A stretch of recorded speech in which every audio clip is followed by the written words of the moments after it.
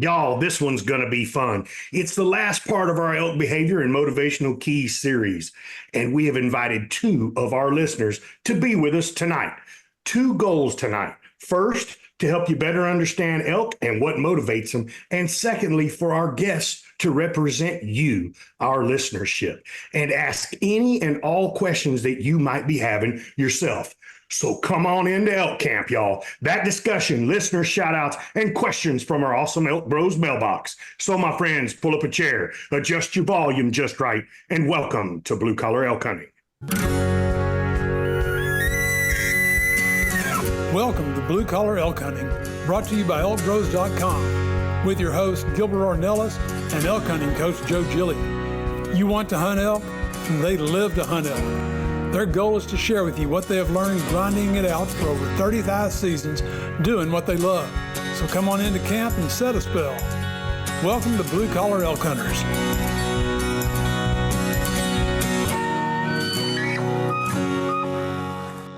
Hello there, everyone. If it's your first time with us, glad to have you.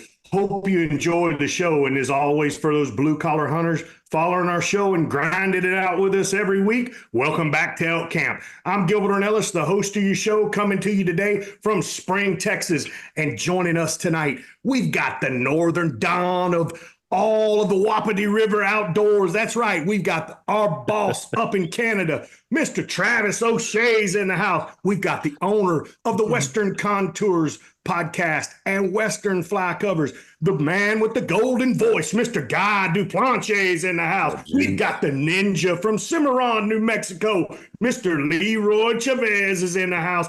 And WWJGD's in the house. What would Joe Giglia do out of Cimarron, New Mexico? And joining us tonight, we have the two special guests. Our first guest from Alpena, Michigan, is the newest group to archery elk hunting and heading out on his first elk hunt this year. And Mr. Jason Slominski. Wave, Jason, that a boy. Hey, how's it going? Congratulations, brother. And also joining us tonight is the man actually responsible for this series. Yes, sir. His email and his questions he asked that inspired the whole topic for our series. From Albuquerque, New Mexico, the 505, by way of Arkansas, Mr. Jas Williams is in the house. What's up, brother Jas? Hey, guys. Welcome, boys. You can't get on camera. Can't get on camera with Jas, man. He's all prettied up. He's shaved up and edged up. Exactly. Representing the 505 good, man. You gotta look good at work, you know. That's right, buddy. So I got to ask you a little something, Jas. What's that Charlie Crockett shirt you got on there, brother? This? Yeah. He's one of my favorite country artists at the moment. Gotcha. Cool, man. You heard of him? Yeah, I have heard of him. Oh, yeah. My wife calls him the country Frank Sinatra. Yeah, a little more of a crooner. Do you sing along, dude, or are you one of those shower dudes, or? Don't let Joe get you. Sing at the top Don't of let my Joe lungs hook you, going man. down the highway listening to him. Yeah, there you go. I like somebody that gets in with it, man. And you gotta let it. It's like when you're elk hunting, man. You go do what you do, and you don't worry about what anybody else says, man. So that's a fact. Yeah. Jason, welcome, brother, from Alpena, Michigan. Yep. Thank you for having me. You betcha, man. And he's in the man cave, man. He got stuck in the man cave. I can see the deer back there. Yeah, man. I dig it. Is that where mama makes all the mounts go and stuff like that? They all got to go down in a man cave? Essentially, take over the basement and then they take it over after I get it done. For the most part. That's my dog house. Yep. Yep. So, we can tell you, Jason, you're not the only one stuck with that, because we got stories about Gilbert, man. We're in elk camp. Gilbert kills this bull, and he gets his phone on the wife. We gets his wife on the phone. Got it on her if I could have, Joe. He gets his wife on the phone, dude, and he's like, "Babe, I got a nice bull." And man, he's like, big bull. don't you dare bring home another mount to this house. I mean, She's wearing me out on the mountain in front of all my buddies, dude.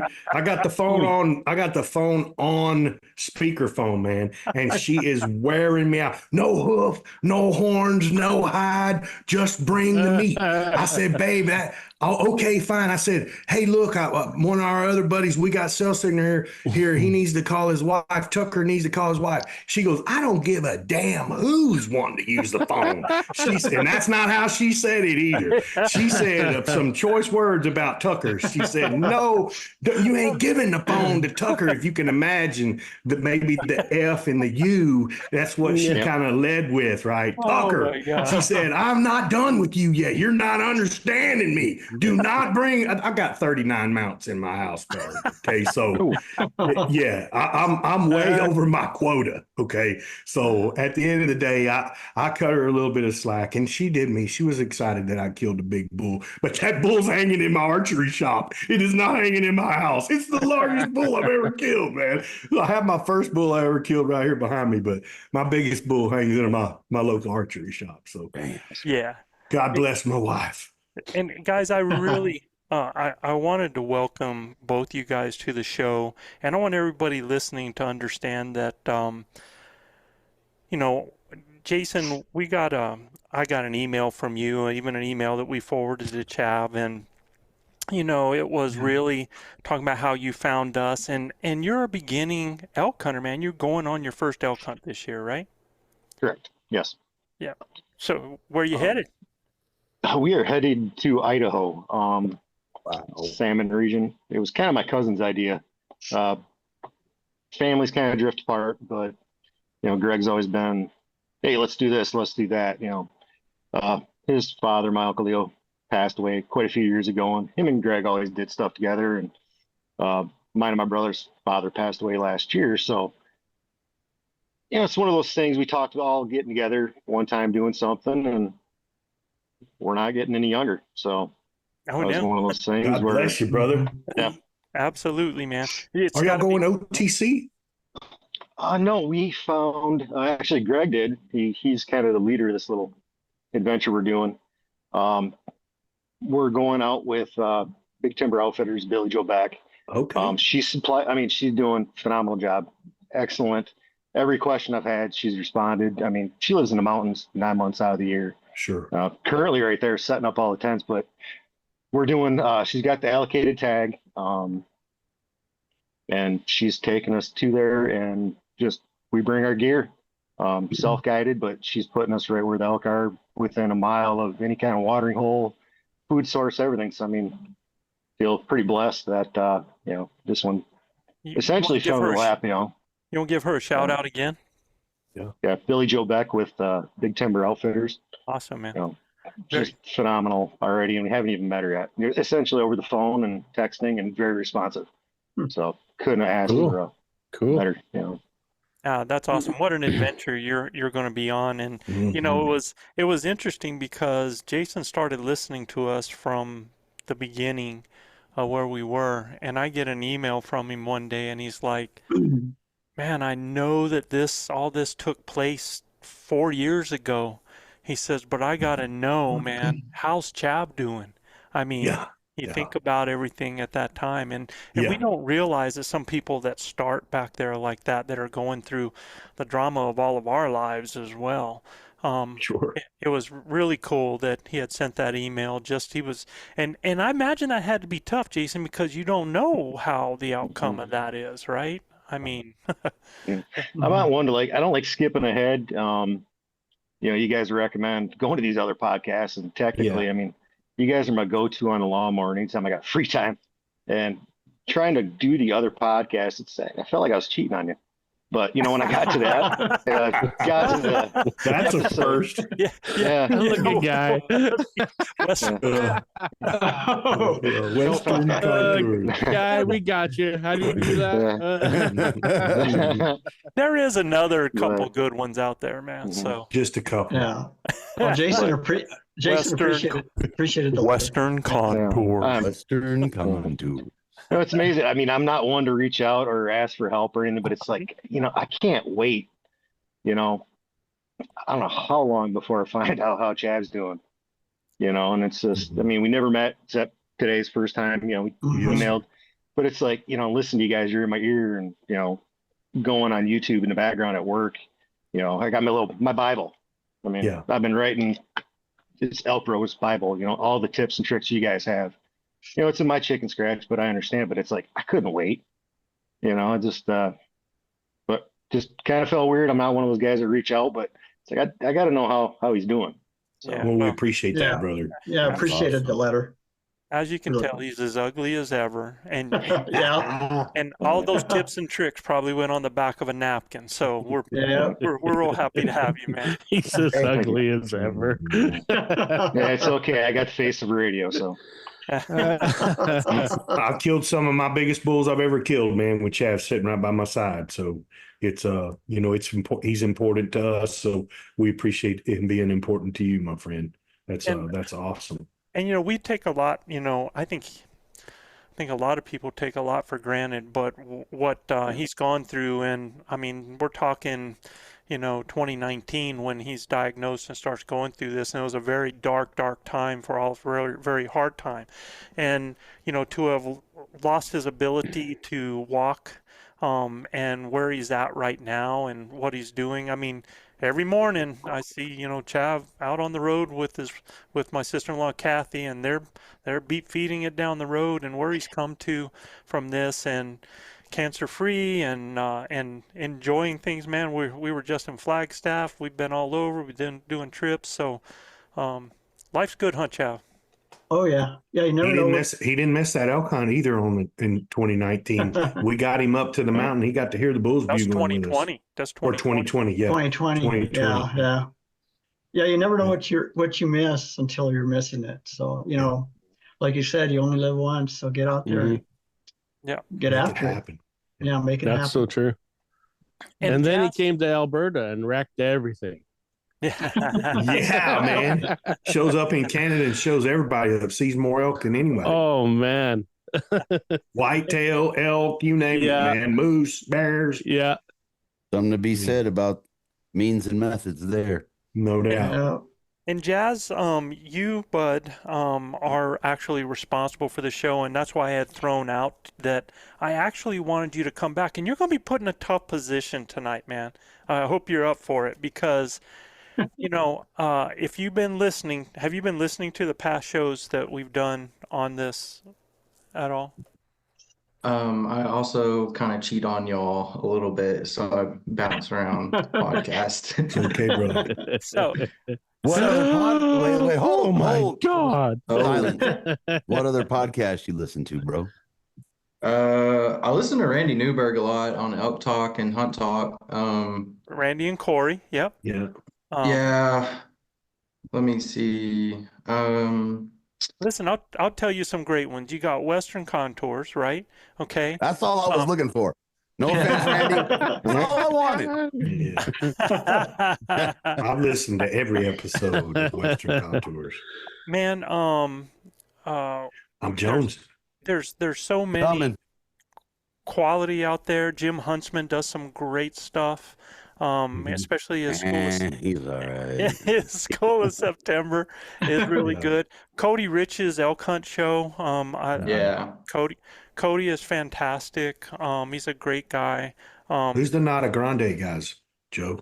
Well, I haven't heard them out there in a while doing elk or anything like that. But John Stallone is John is Stallone. fantastic. There's some. Guy, I just hit the follow button Just on it. There you Watch go. your Hey, contour. babe. Hey, you'll dig his and get It's ready, good. man, because it is straight up real deal stuff, man. Yeah. I don't hold nothing back, right? Right. So it's really cool. You might get off on great elk hunting and then be straight into political stuff. So it's Down the really cool, wormhole. man. Yeah, man, down that rabbit hole. I can't wait to see where it's taking the next turn. So I enjoy God to Planche's podcast. Thank you, Yeah. bro. And and poor guy, man, we keep him on here so much, we keep him from recording his own show, man. Dude, Yeah. I haven't had time, Joe, to do anything. Yeah. And it's like, okay, I got to at least get on this. Yeah. Well, and Guy is one of our We coaches. appreciate you making time. He's one of us, and it's just we have an incredible circle. So for you Joe guys, modeled the ElkBros after my presentation of Western Contours. I'm gonna just say that because it needs to be said at least twice to 3 times a year. yeah, but in reality, so for what you guys are tonight, man, is you guys represent, you know, Our listeners. you represent what we are all about. We try to represent that, but we're on here and we've got all these years and stuff, and we get people that are asking questions and wanting to know, and you guys actually represent them. So you're actually in the role tonight that if there's anything in your head when we're talking about some of this stuff that doesn't make sense to you, or there's a question about it, or because perceptions are different from where you're from. You got, both you guys, one from Arkansas, one from Michigan. You get sometimes those whitetail perceptions when somebody says to stalk through the woods, that means one thing, right? Mm-hmm. And how you see the country is different. So there's a lot of these different things that happen, and we're hoping that tonight what we pull out, that you guys actually get to be that voice, not a fly on the wall, man. I don't want you to be a friggin' fly on the wall. You're in elk camp, man, and if we're sitting around a fire and somebody says something and you're like, well, what the heck do you mean by that, man?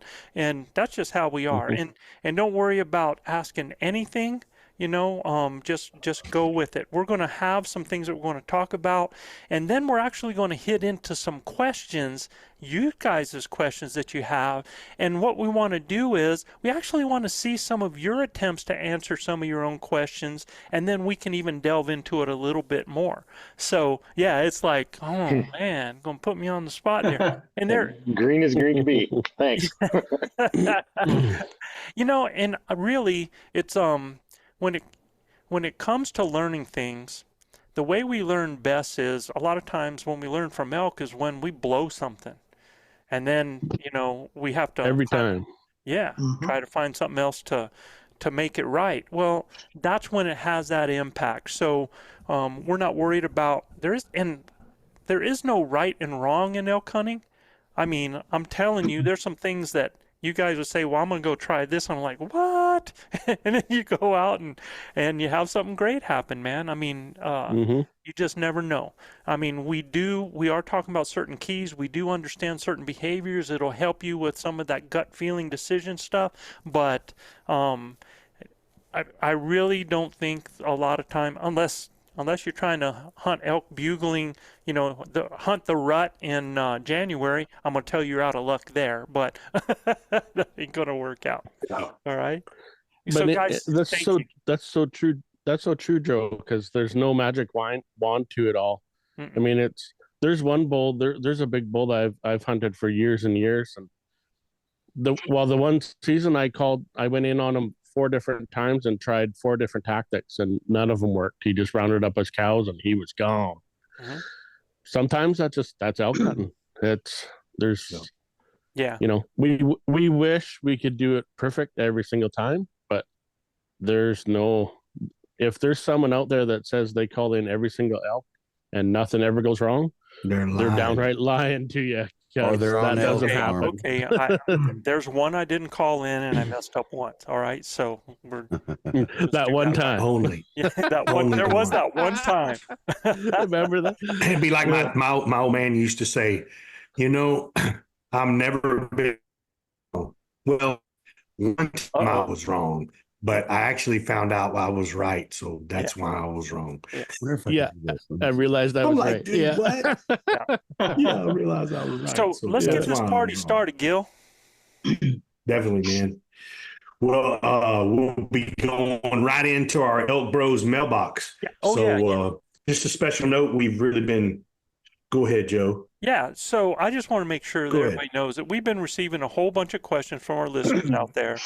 And to be sure that they're getting some answers or possible solutions. Again, we do the best we can, and this is our opinion. This is our way. It doesn't mean it's the only way or the right way. There's a lot of ways to skin that cat. But on our next show after this one, we're going to be taking all these questions that we've been getting from our listener, from our ElkBros mailbox, and we're going to do a whole show with them, okay? And also, to help out anyone heading out before they hit the woods, and before we hit the woods, the following show after that is going to be a live call-in and a live Q&A on our ElkBros YouTube channel. So be listening for the dates and times for the live. We'll be posting those notifications on our Instagram page. I'll probably do a mail out to some of those people that are signed up to our mail outs that are part of our camp, and we'll try to get out there and hope to see you guys on that date, man. Okay?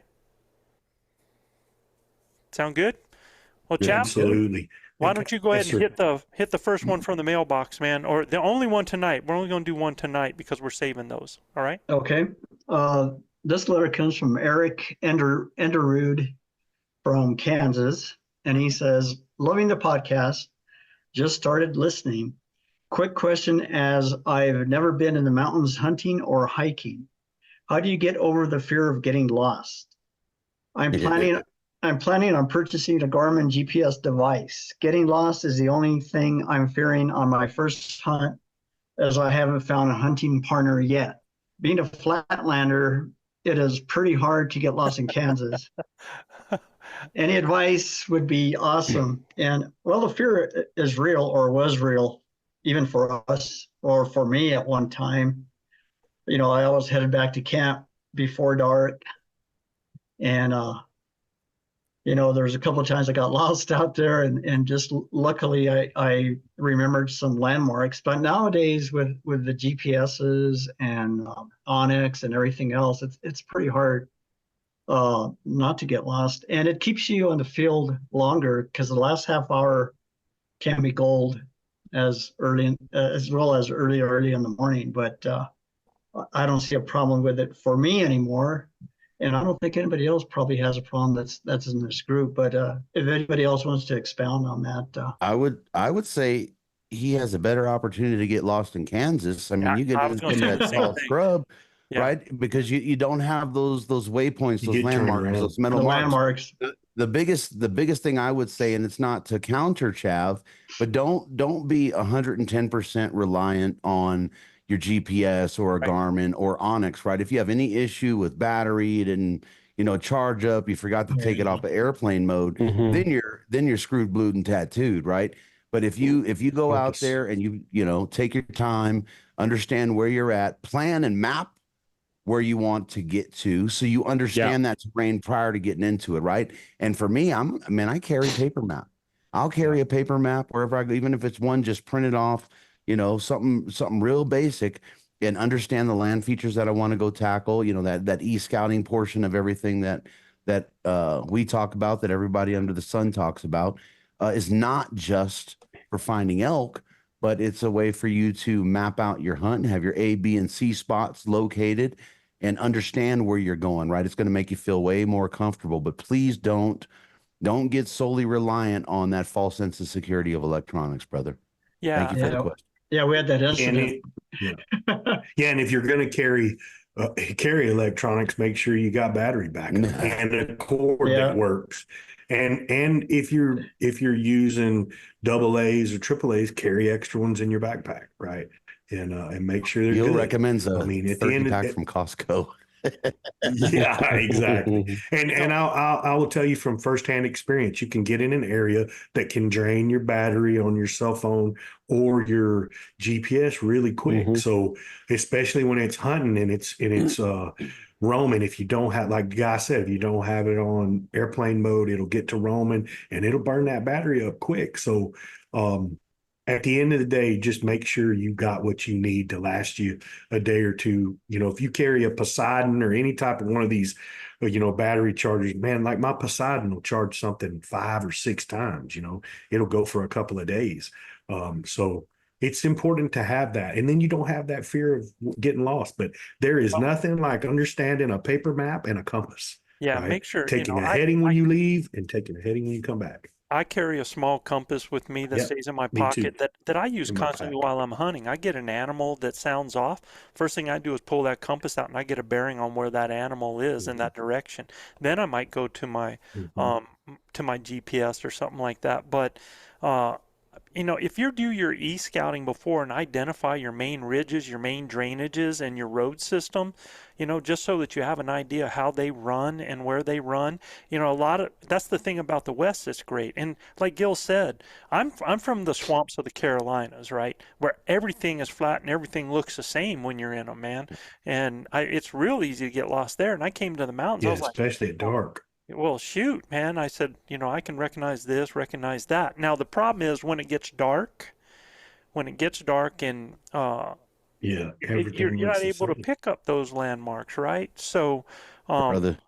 not the same way. Depending on if you have a moonlit night or something like that, things look a little different. I think the main thing I'm going to tell you about on this is my dad told me something a long time ago, and he told me that the only difference between the daylight and the dark is the color. You know, uh, that those animals are still afraid of you. There aren't no monsters under the bed. You have all that stuff that's happening like that, and enjoy it. Enjoy the coolness, enjoy the quietness, and listen and feel where the wind is. If you pay attention to where the stars are, where that moon is, you look at things like that and let your woodsmanship develop, then you really will have a hard time. You know what's up. You came down, so you got to go up, right? You know that you crossed this road or you crossed this fence line or you hit it. Chav and I used to do all that without any kind of aid like that, right? So, um, I think it is real critical for people to be successful to be able to hunt fearlessly. And that means, like the guy said, being able to be out there in the dark well before daylight, being able to be out there in the dark after the sun goes down, man, because you're missing some prime time during a lot of that. Nighttime bugling, I would tell you, man, learn to embrace the darkness. And I think when you do that, it really becomes a special time for you. Maybe even spend a night out there, where you go someplace. Make sure you're ready Hmm. if you need to put yourself a little fire or anything like that, man. So um, that's the thing I would tell you, man, is learn to use your woodsmanship, learn to use the tools that you have, be observant, and learn to enjoy that time. Okay? Go ahead, Jess. Uh, so this is kind of coming from the perspective of us speaking for the listeners Mm-hmm. of the podcast. One thing that is a big problem, I think, with most people looking at maps is the scale of the mountains and the grade of the slopes out west compared to whitetail woods. And the solution to that is, I think, looking at your map very carefully and then going and looking at that terrain, like while you're just driving into a spot, look off the side of the road, look up the ridge, and you're like, okay, that top of that ridge is 1,000 foot up. Burn that into your memory, know what those topo lines look like, because a lot of people don't know what 100 foot of elevation gain looks like in the mountains out west. And you look up there and like it's only a 300 or 400 foot gain, but it's over like 100 horizontal feet. And I think people bite off more than they can chew whenever they're looking at their maps. They're like, oh, I'm going here, I'm going here, I'm going here. And then they get to that first big ridge and they're like, What crap. I do. Jazz, there's an app called Fat Maps that can really show you where those steeper Actually, bro, grades are. Fat Maps has actually been purchased by Strava, and they're getting ready to end their regular Fat Map. So I'm not sure what that's going to Really? look like. So just to Gotcha. let you know. I Okay. know. Yeah. There's There'll a be another pretty one. handy tool on Onyx. I Yep. think it's called the terrain Yeah. analysis tool. It turns It everything is. colors. It is. I don't know if It is. everybody knows about that, but if it's Oh yeah. any shade darker than yellow and you're not ready for that, stay on the green. I Yeah. think I think the best thing on that the Jazz green. said is take the time when you're driving in a camp and look around you. Absolutely. Right? I Check mean, that's everything gonna, out, you know yeah. what I mean? Take a second, pull it out, look. Oh my God, that's where we plan to go. Yeah. Mhm. Well, That's and an excellent point. like you said, Guy, the paper maps, they, if you get them in the right contour degrees, man, they give you a way more information than what the GPS apps do, because those contour lines are so far apart on the GPS app that it becomes very deceiving, right? Well, So, I think too is Yeah. a lot of people look at the map and don't look at the legends of the map, right? What is that Yeah. contour line? Yeah. And that's, I think, where that link or that missing link is, rather, that Jazz was talking about. Yep. And keep it in a good heavy duty Ziploc bag. Yeah. yeah, that's a fantastic question, bud. And Great statement. yeah, and since you just started listening to the podcast, Chav's doing great. Yeah, so guys, you know what time it is? It's time Shout for our out. Elk Bros shout outs. Shout If you're new to our out. show, this is Shout just out. shout out to our Shout followers in a few cities with the most listeners topping our charts this week, Joe. Yep. Chav, you got first up. Okay, this city hosts an annual Pumpkin Fest in the fall featuring a parade, pumpkin carving, and numerous family-friendly activities. The local middle school has a planetarium used for educational purposes and as a tourist attraction. Home to the Huron Valley Rail Trail, a scenic biking, hiking, and jogging trail that connects nearby communities. And this is in South Leon, Michigan, or is that South Lyon? South Lyon. South Lyon. No, I knew that. Attaboy, Chav. South Lyon. Chav did it on purpose. My man. See, that's why I My love man Chav. South My Leon. man. There we go, baby. You done let Mr. Duplanchet influence you, bro, man. Mr. Slominski will tell you that's not Leon, it's Lion. This top listening city has a rich Dutch heritage. It was founded by Dutch immigrants in the mid 19th century. The city motto is "Feel the Zeal."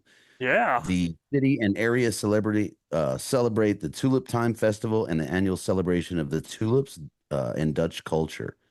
Zealand, Michigan. Zealand. All right, so Another Michigander in the house. Zealand. Yep. that's two, man. Michigan has just really been killing it. And we know that it's Zealand and actually the newest Zealand. So our listeners are not privy to our prior conversation about, Yeah. we had a Guy was fired up, legitimate man.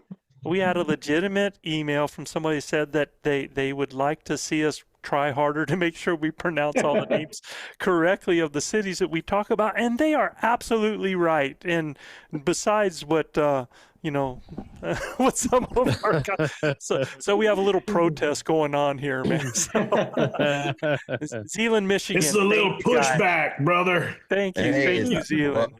Welcome to Elk Camp, Zealand. Welcome to Elk. Okay, this city is a neighborhood in the San Fernando Valley region of Los Angeles. This city was the setting for the 1984 movie The Karate Kid. Wow. This city, with a cultural diverse population, is known for its vast orange groves. In 1984, the Northridge earthquake caused 94, widespread. Oh, sorry, in 1994, the Northridge earthquake caused widespread damage here, and that's Reseda, California. Reseda in the house. Reseda. All right. He said Cali, San Fernando. He said San Fernando wrong, so good on you, Trav. He said, when he said it, I thought he was from my part of the country because he said San Fernando. I was like, San Fernando Valley. Valley. don't let that boy do that to you there, Trav. Don't let him influence you like that, man. Yeah, and who doesn't love the Karate Kid? Like, come No on. doubt. And I probably wouldn't have known that was Reseda if I hadn't have seen the movies. Yeah, me too. I was reading it and I was like, "Yep, I know that one." Mr. Yeah, for Miyagi. sure. Mr. Miyagi. Yeah, that's right. Yeah. Miyagi-Do karate. Miyagi-san. Miyagi-san. For sure. Yes. All right, guys. This next city is Idaho, is the oldest city in the state, and it also has the lowest elevation in the state at 745 feet. The city, located at the confluence of the Snake and Clearwater rivers, was once home to the Nez Perce tribe, and was named after Meriwether Lewis of the Lewis and Clark expedition in Lewiston, Idaho. Lewiston. Over there. Lewiston, Idaho. Lewiston. Yeah. Lewiston, Idaho. What am I going to do? This is what I live with. You should have never told us Never said that. Yeah. Who's that Louis Oh, he guy? knew exactly what he was doing. Don't get it twisted. He knew Oh exactly my gosh, man. Hey, thank you so much to all of those cities listening. Michigan, double shout out to you guys, Yeah, man. That's definitely. awesome. Cali showing up in the house. Cali, the newest Zealand, man. That's cool. That's Exactly. very cool. God, lead us into the next portion. Main content. Main content. Content. Man. That's it, baby. So this is our last part that we're dealing with on behavior and motivational keys. I know that there's so many gaps and so many things, and I mean we could actually go on and on with this, and hopefully we've hit some stuff that really has helped y'all, because it's really, and I hope you get this, it's understanding those behaviors and why these elk want to do the things that they do that are going to help you with your decisions.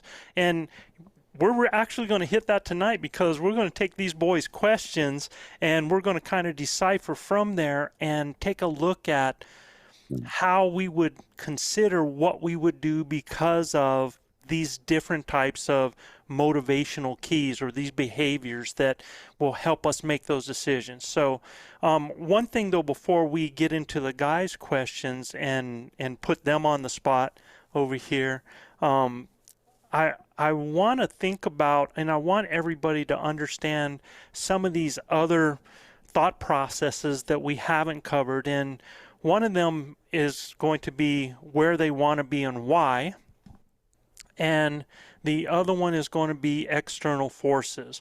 So when we're talking about where they want to be and why, and we can talk, man, from, gosh, I mean, we can start right now in August, because we have everybody that has been out here early in July, then August, and they're putting out game cams and they're spotting bulls and they're getting excited about those bulls. Now, I can tell you out here in the West is a little bit different than what happens in Trav's area a little bit, because his bulls there, they find these layers and they just kind of exist there because they have these patches of bush. And so it almost, once you find a bull is kind of staying in that area, that is a huge key to him, right, dude? Yeah. I've been texting with Brian and Dylan, because the one area that where Gilbert, where you were, that area's got 12 different bulls in it right now. I mean, there's a new bull showing up every day.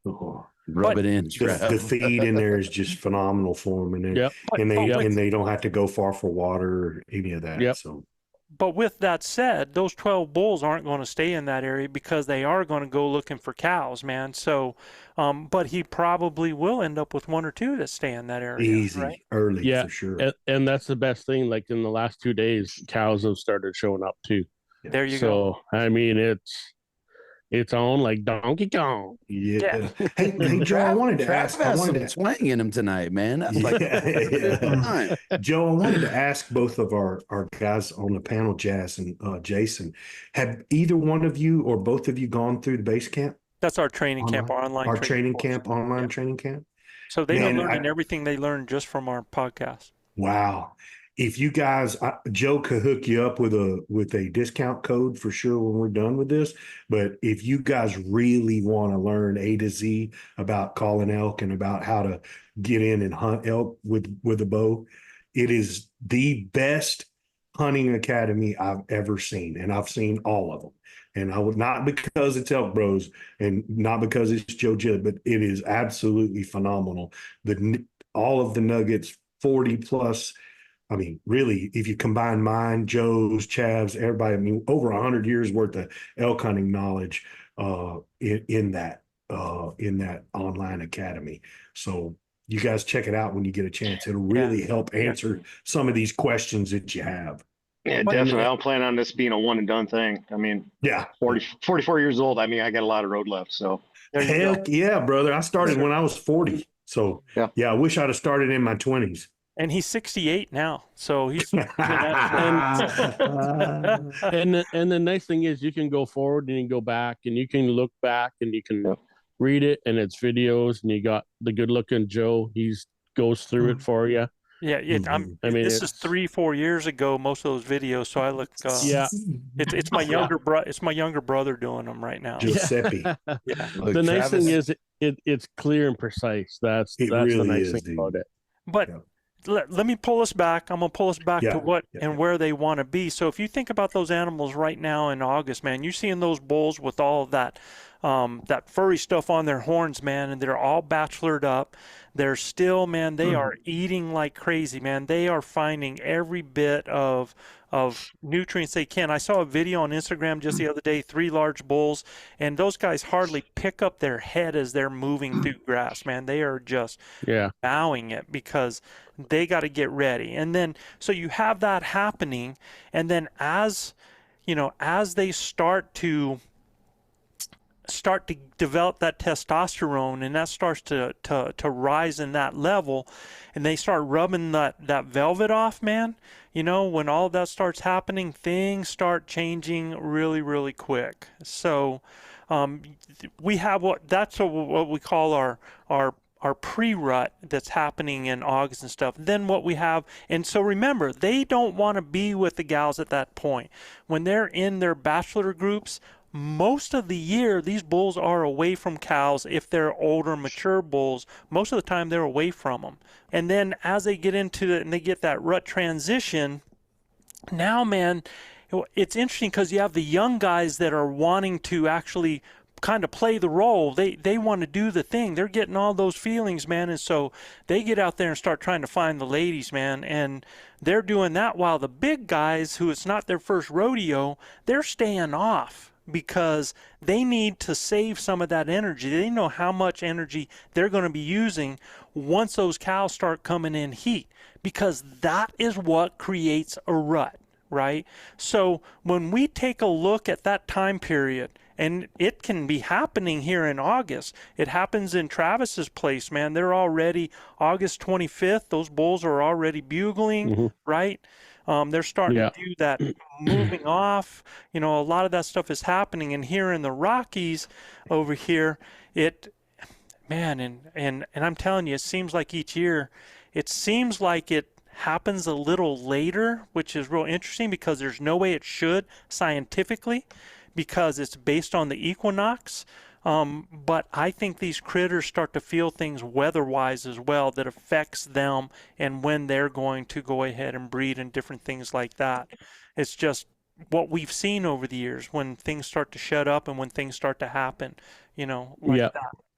But, and look at the first picture I sent you guys last year of the elk when they started shedding. I think it was August 13th, if I'm not mistaken. Yeah. And because you guys were coming out for the 25th. So we were like, man, these things better be rubbed. And you're going we to found see a bunch of rubs. You're going to see bigger bulls rub first, because bigger bulls drop their horns first. They start growing their horns first, and they start rubbing them off first. And that's why you'll see a lot of those rags, or you'll see spikes that are still in complete velvet in September, right? So there is that difference in age class that has to do with when they actually get started on stuff like that. So think of your rut time of year, man, that's happening from mid-August, and man, ruts can occur all the way up through November. Even though you might even still hear bulls bugling in December, it's a little bit different reason why they're bugling at that time.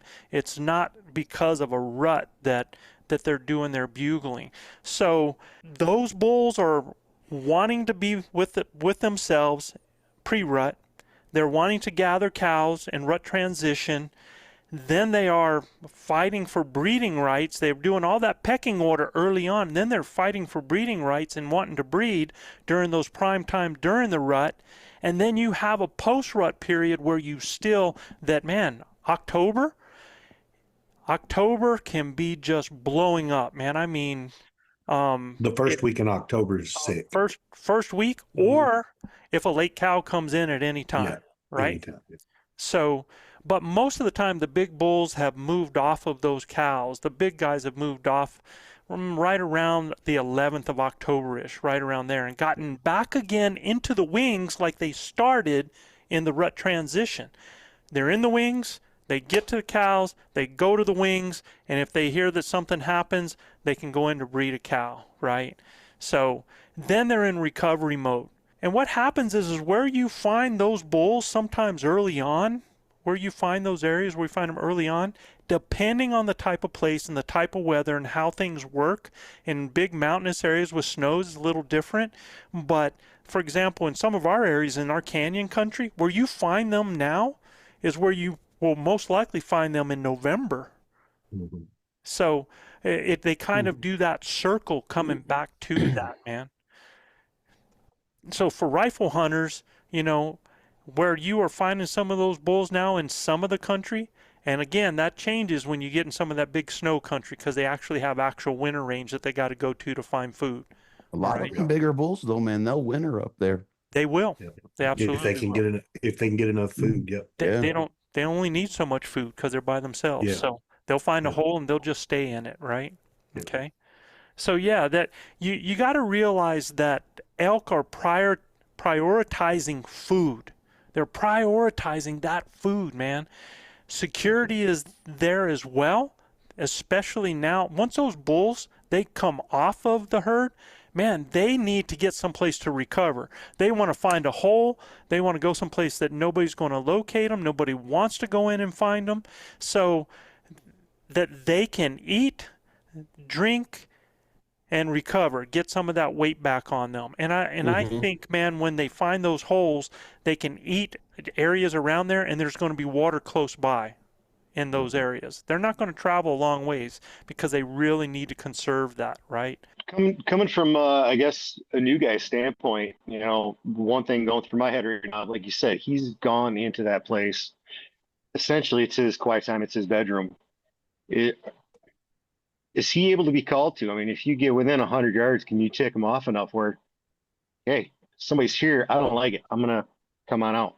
So what time of year are you talking about? Like when they're recovering, right? Yes, when he's recovering. So you go in there and you start blowing bugles after they've been through a season like that, and especially those older bulls, you're going to struggle. Your best bet at that point in time, unless you're trying to stop him, like if he's on the side of a hill and you're rifle hunting and you're just trying to stop him to give yourself enough time for a shot. But if I had a bull that I know is in a lair and I'm set up during rifle season to wait for that guy, I am not making a noise to let him know I'm there. I'm going to wait for him to make a mistake, to come out, and I'm going to be able to get my shot on him. That's what I would be doing at that time of year. Yeah. Again, stop him if I need to, but yeah. The thing is, they only bugle when they want to bugle. So like early August, August 20th, August 25th, then you get November. I mean, if they don't want to talk to you, they're not going to talk to you. And no matter what you say to them, you can't make them talk. Yeah, they've already been through it. Again, they want to get in those holes because they want to be away from everything. The cows, other bulls. Just understand this, Jason. In those holes that they go to are designed for them to win with the wind. Okay. The wind dictates everything that they do to stay alive, right? So you got to understand what your thermals are doing. You know, if you get on the same side of them and you know that they're in there, the best thing you can do is, if it's that time of year and you're rifle hunting, is set up at a vantage point where you can look for him to get up out of his bed and go through his travel corridor, and that's where you can take him. But getting in tight with him is probably not a good idea. Number one, he's in there because the wind favors him. So for you to get in there super tight, you're probably going to mess with some thermals that are going to swirl and pick him up, and you'll never know he's there because he won't say anything. He just won't come out. But if you know he's in there, you can set up at a vantage point for a couple 100 yards away, 200-300 yards, and wait for him to do what he does. He's got to go to water. He's got to go to feed. And, you can set up in that transition and you can kill him like that. Now, But you got to be real careful when you're dealing with bedding areas. when you're talking about bedding area during September or early August or early September, that's a different story, Jason, man. You can Totally absolutely different. call them out of those bedding areas. Heck yeah. So- But again, the wind really depends on you being successful. Yeah. Yeah. The wind all the time. But what's happening during Every day. Yeah, what's happening during a every lot of that is, man, those guys that are in their lairs before they start getting with the cows become very territorial of that area. Mhm. And you're not even calling him representing a cow. They could care less about the cow. You're doing things that represent a bull that they've never seen before, and they're not able to tell how big it is. So you're doing stuff to be able to show him that there's another bull in his area. You're actually being bull oriented at that time. Okay. Then once you get to the time of year where those bulls are now cowed up and they got their beds put, the cows put to bed, now that's a different game. You can pull him out of there just by hanging him some low fruit of a possible cow that might be in heat when he's already got his cows bedded down. So that's where we're trying to tell people that if you understand that time of year and that motivation and where they are mentally and physically, then you understand what you're able to do and what you're not able to do. Okay. That one with the cows, Joe, that would be like your classic true bedding area, right? So I kind of think of it like Batman. He's got the Wayne Manor, and then he's got the underground Bat Cave. The underground Bat Cave is where those bullies rubbing his velvet. He's in his own bedroom. He's not talking. He's not doing anything. But you get up into Wayne Manor, now he's in the bedroom with the cows. You can fire that bull up and you can call him in a lot easier. Yeah. And that, if that makes sense. That's a beautiful analogy, right? And understanding, like when you first get out in the field and you go, oh, I found a bed, right? Is it the Bat Cave or is it Wayne Manor? Right? That's right. A lot of guys that'll go wrong with that, and you'll be in that bull's lair, right? His bachelor pad. Go ahead, Joe. Sorry. No, you're good, dude. But you get on a ridge and you see rub, right? And they're only 10 feet away from each other. And they're on this side of this ridge and in what looks kind of like a bedding area, man. And they're just rub after rub after rub. You are in that early season bull's lair. That is not a bull rubbing because of he's blowing up a tree because he's demonstrating or rutting with cows around him. When you start getting into those parks or going through those transition areas and things blow up, like you get in a small park, and when I say a park, everybody they have different words, meadow, opening, and some of them can be small that has trees in them. It could be a little bit more open but not real wide, and then you go in there and you start seeing little pines that are just blasted. Those pines will only be about 5 foot tall, or the little junipers, and they're just ripped to shreds. That's a bull that's rutting right there, that's demonstrating for cows around or demonstrating for other bulls. That's an area where you can actually find them during different times during the actual rut. Those ones up on that ridge where they were at there, those early rub layers that he's talking about, the Bat Cave, that's not where they're going to be in September, man. Right. Okay? Yeah, exactly. Yeah, so we just wanted to kind of get people, and those are such good questions because it gets you thinking about, all right, do I call? I hear a bull bugle in December, so do I call at that bull? No. You hear that bull bugle, he's given himself away, so you go find that bull. You now know what area he's in. Try to get in there without saying a word and try to find out where that bull is, because they're not moving a lot at that time of year. They're much more patternable than they are in the rut.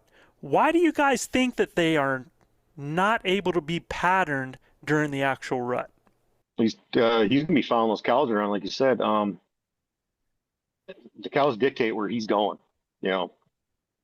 One, like Gilbert always says, they're a slave to their bellies. Absolutely. So they're gonna be looking for that food. They're gonna be looking for that water. He's gonna be trailing behind them. just checking, seeing which ones are in heat, ready to go. Yep. Yeah, and understand this, man. Some bulls will leave cows that they have that are not in heat for others they believe that are in heat. They will leave them. Mm-hmm. Well, So they are callable. They're searching. the other thing is those bulls might not be determining where they bed, but they can tell them to go bed somewhere else because there's bulls harassing them, right? They'll So- hook them. Yeah. Yeah. So what happens is you got these other bulls that are harassing him. So he's like, let's get out of here. Let's move. Let's move. So you got bulls chasing bulls, pushing herds all over the daggum place, man. So it's not like those cows get a chance to go up here because they like this bed and then they like this food, because they got this daggum dude keeps hooking them and telling them, let's get out of here. Let's move. So now they got to go to the next place. And you guys will know that by the you guys will know that by the bugle that he lets out, right? And that's why it's really important to understand what the language is, right? When you hear that short roundup bugle, he's hooking cows, man, and he's putting them on. He's putting them, going, making them go to where he wants them to go. And the lead cow, she'll do her job, right? But at the end of the day, I mean, that's when you hear that short roundup bugle, that's what it's all about. And if you hear a location bugle, well, he ain't rounding up any cows, right? But when you hear that short roundup bugle, it's telling you, man, it's on like Donkey Kong, and he don't like the situation, whether it's other bulls being there or hot cows or whatever it may be. He just doesn't want them around another bull. Yeah. So they are going to determine where they're going to go to bed, but he's like, next, I don't want to be here, right? Yeah, exactly. Yeah. And you got to think, when that bull found those cows were in their bedroom where they wanted to be. And that bull came searching, like Chav said, that bull searched them out. So when they go somewhere else and they go, say, down a pipeline or through a cut block and they're feeding, that bull in his head, he knows where those cows are going back to once they get done feeding. Yeah. Right, So let's move it to external forces. And when I'm talking about external forces, these are the things that cause elk to have to get out of what they want to do because of they have to deal with this. And when I'm talking about external forces, I'm talking about human activity. I'm talking about hunting or predator pressure, or we're even talking about weather or climate conditions. They have to change what they want to do to deal with each one of those. All right. And I think it's important for people to understand, like, human activity. And this is the one thing that I really think a lot of people miss out on, because I hear people say all the time that elk are scared of human scent. They smell a human and they're blowing out of there. And it's absolutely false. I mean, if that was the case, you wouldn't see the herd you see in Estes Park. You wouldn't see these herds walking through people's yards. They're desensitized to it, though. They see and smell humans all the time. And I don't think they're desensitized. I think they understand the situation. I mean, they've been there, they haven't been harmed, and they know that there's humans there because they smell them. So it's sense that they expect in that area. The problem is when they smell a human in a place that they shouldn't smell one, right? Yeah, exactly. I think that's when they're on the north facing slope of their bedroom. Yeah. There ain't nobody that's been there before. Why we got humans there now, man? It hits them in the face like a shitty mop, boy. I'm telling you, it's a bad deal. Well, there's a perfect video actually I saw the other day. It was a Paul Mandel, I believe. He showed the actual. I mean, because being from Alpena, it's flat as heck here. I mean, not gonna. Yeah, you can watch your dog run away for 3 days. Oh, exactly. He had a rock that he essentially explained with the way the thermals work, and they're watching a couple bulls bedded down, and they got video of it. There was a guy directly above them. They caught that wind, the thermals coming down, and boom, they took off. Yeah. So, yeah.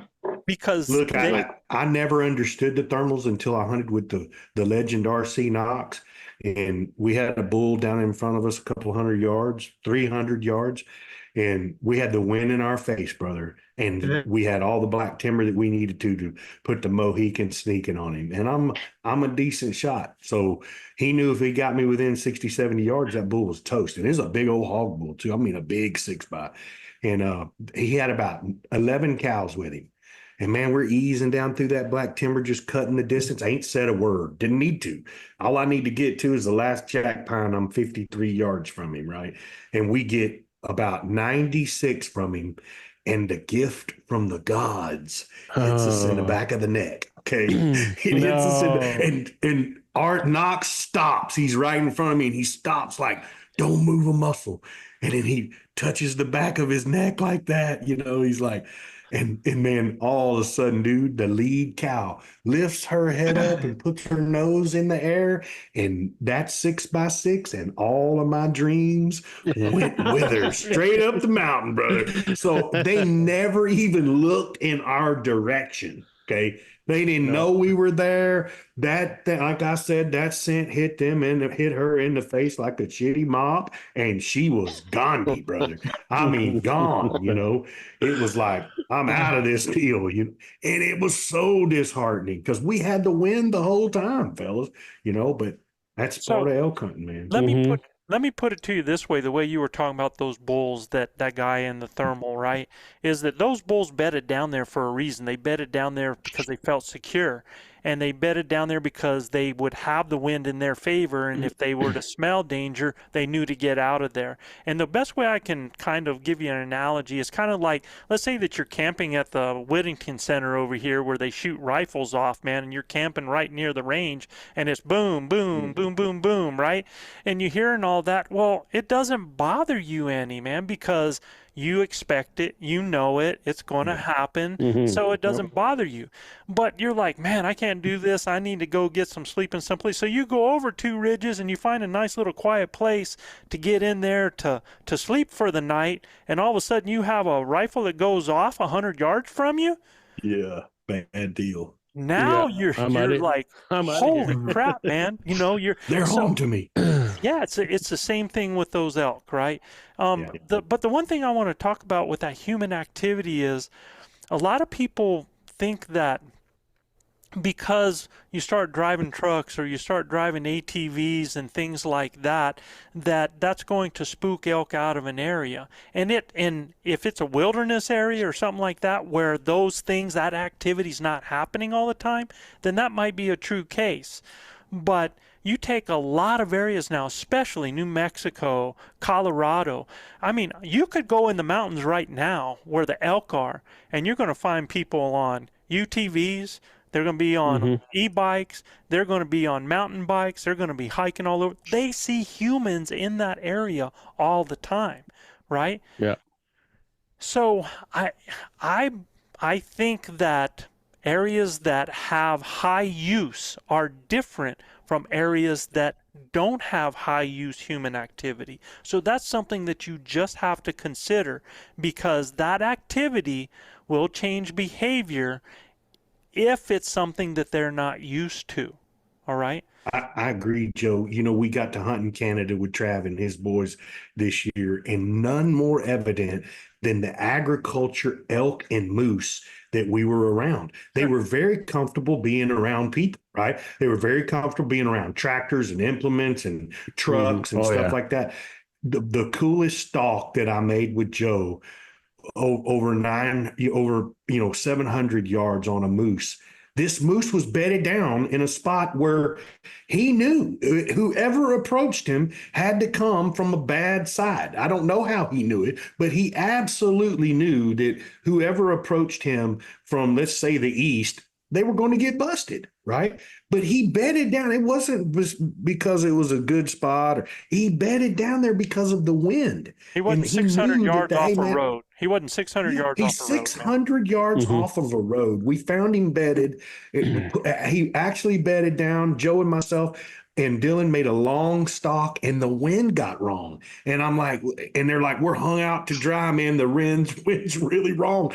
And we either have to go around an hour and a half, 2 hours, or try and see if we can squeak it out. He won. I mean, it wasn't, we got within 185 yards of him, but he still won. And that's why those suckers are that big. And that's why they do what they do, because they know the terrain. They understand the way the thermals work. They understand the wind direction, and they set up in those places so they can survive, you know, but they're not scared we were on the road and he wasn't scared of us at all being on the road in our trucks. No. He didn't take off running when he saw our trucks pull up and stuff like that. Mhm. Well, once No. you break that barrier and you go into where they're at, Bubble. and that's where I was going to say the difference between human activity and hunting and predator pressure is that we are a Yeah. predator, and that hunting and predator pressure, most human activity stays on a trail. Most of it Yeah. stays on a trail or a road, Mhm. something like that. Yeah. But all of a sudden, this animal's in its bed, and it has a human sneaking through into their bedding area. Yeah. Yeah. Yeah. Now They're that like somebody changes sneaking things. into your house, ain't good. So That's how, part of the that. thing. Part of that too, though, Joe, is think about the 30 trucks that are at the trailhead, the 20 that are 100 yards apart, and Yeah. everybody's You drive tooting right that by 'em. locate bugle, Yeah. right? Sure. You know what I mean? So it's like Oh, yeah. Yeah. there's 70 new bulls in the area. Yeah. Oh my God. How many bulls are there? Yeah. Yeah. And you hear it at the seminars when we put seminars on. Guys are always like, "Well, what kind of clothes do you wear? How do you be? What like are you wearing those clothes to be really quiet and da da da?" I'm like, "No, I'm not wearing quiet clothes to be quiet. When I'm walking through the elk woods, I'm making elk noise. I'm breaking stuff, pulling grass, making noise. There is a time when you want to be quiet when you're sneaking in that last little bit, but for the most part, I'm not being quiet at all. I'm trying to break stuff and Yeah. I Sounding want like to elk. I want to be an elk. I don't want to be a cougar sneaking down the game trail, Mhm. right? Now, how far when these critters get spooked by hunting and predator pressure, how far do they go? And that's always a great question because I believe myself from my experience that the thicker the country and It's the the shorter more the distance. the more human activity, the high use of the area, they just don't go that far. I don't think they Yeah. really go Mhm. that far, man. Whereas Mhm. you get in an Yeah. alpine area, you get up in Mhm. alpine and you spook a bull in the alpine, Miles. he's in another basin before he stops, right? Yeah. Yeah. Miles. Yep. I think you're right, Joe. I think even here, I know for a fact they'll just do a great big circle. Like it might be a kilometer or a mile circle, but they'll come right back to where they were. Right. And I mean, you watch all the shows on YouTube, guys will push elk down in the canyon, and the next thing you know, they're going right back to that same area the next morning. And it's because those elk have circled right back around. Yeah. So, It's their safety net. Yeah. yeah, absolutely. Yeah. Absolutely, man.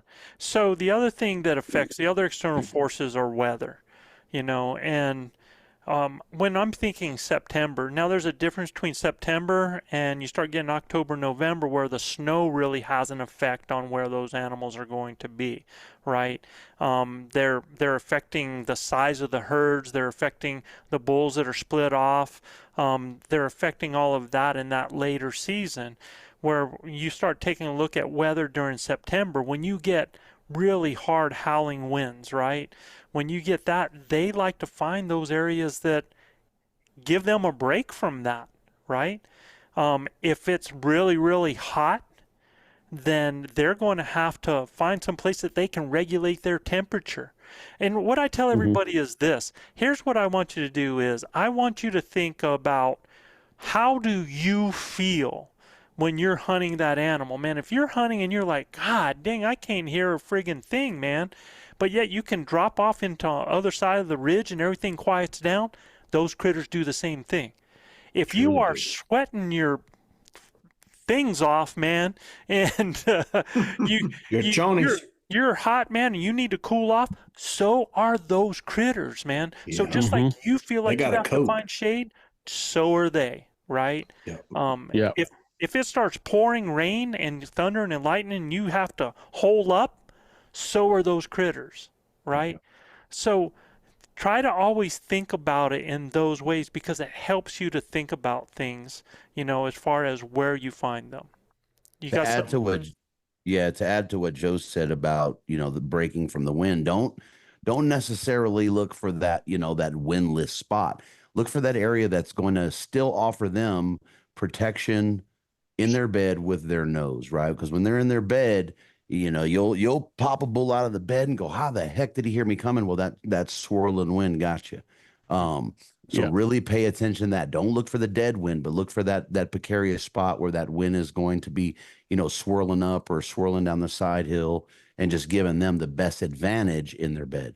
The nice thing and is in September is a lot of those critters are the ones you have to figure out are the cows. The bulls are going to be where the cows are. So you're not really having to deal with that isolated dude, most of the time like that. So that's something. So yeah, when and they're bedding like that, is the bull, like say they're up there in their beds, is he just on the perimeter usually, or is he kind of mixed in, or is he still kind of doing his thing, scent checking them? A lot All of the times above. he'll, All the above. Yeah. yeah, it's hard to Uh, say. I mean, I've seen where the cows are bedded and the bulls up walking around going places, Eating, man. You know. eating.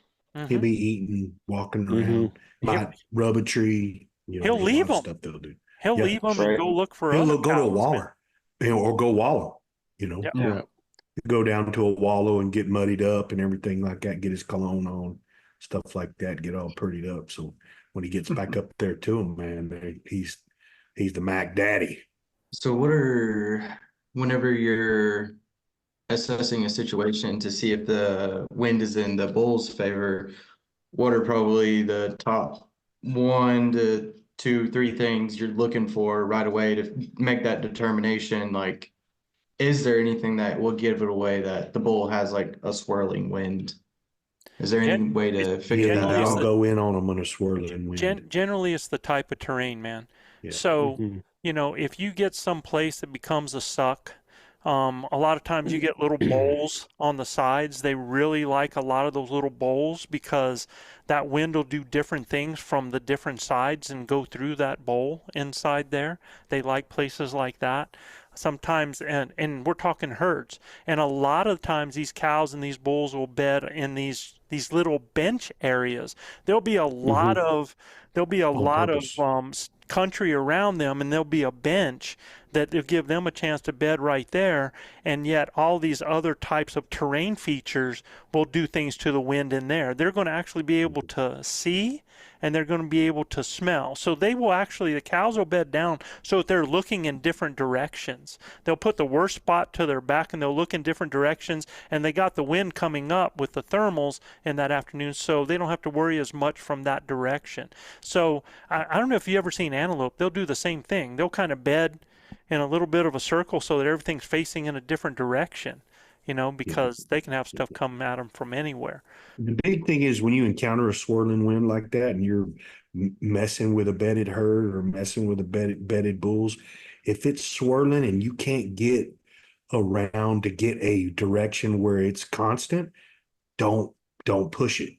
Back out and wait till your wind gets better for you, because Yeah. it's easy to kick them. It's easy to kick them out of there, and they may not go far, but then again, they may.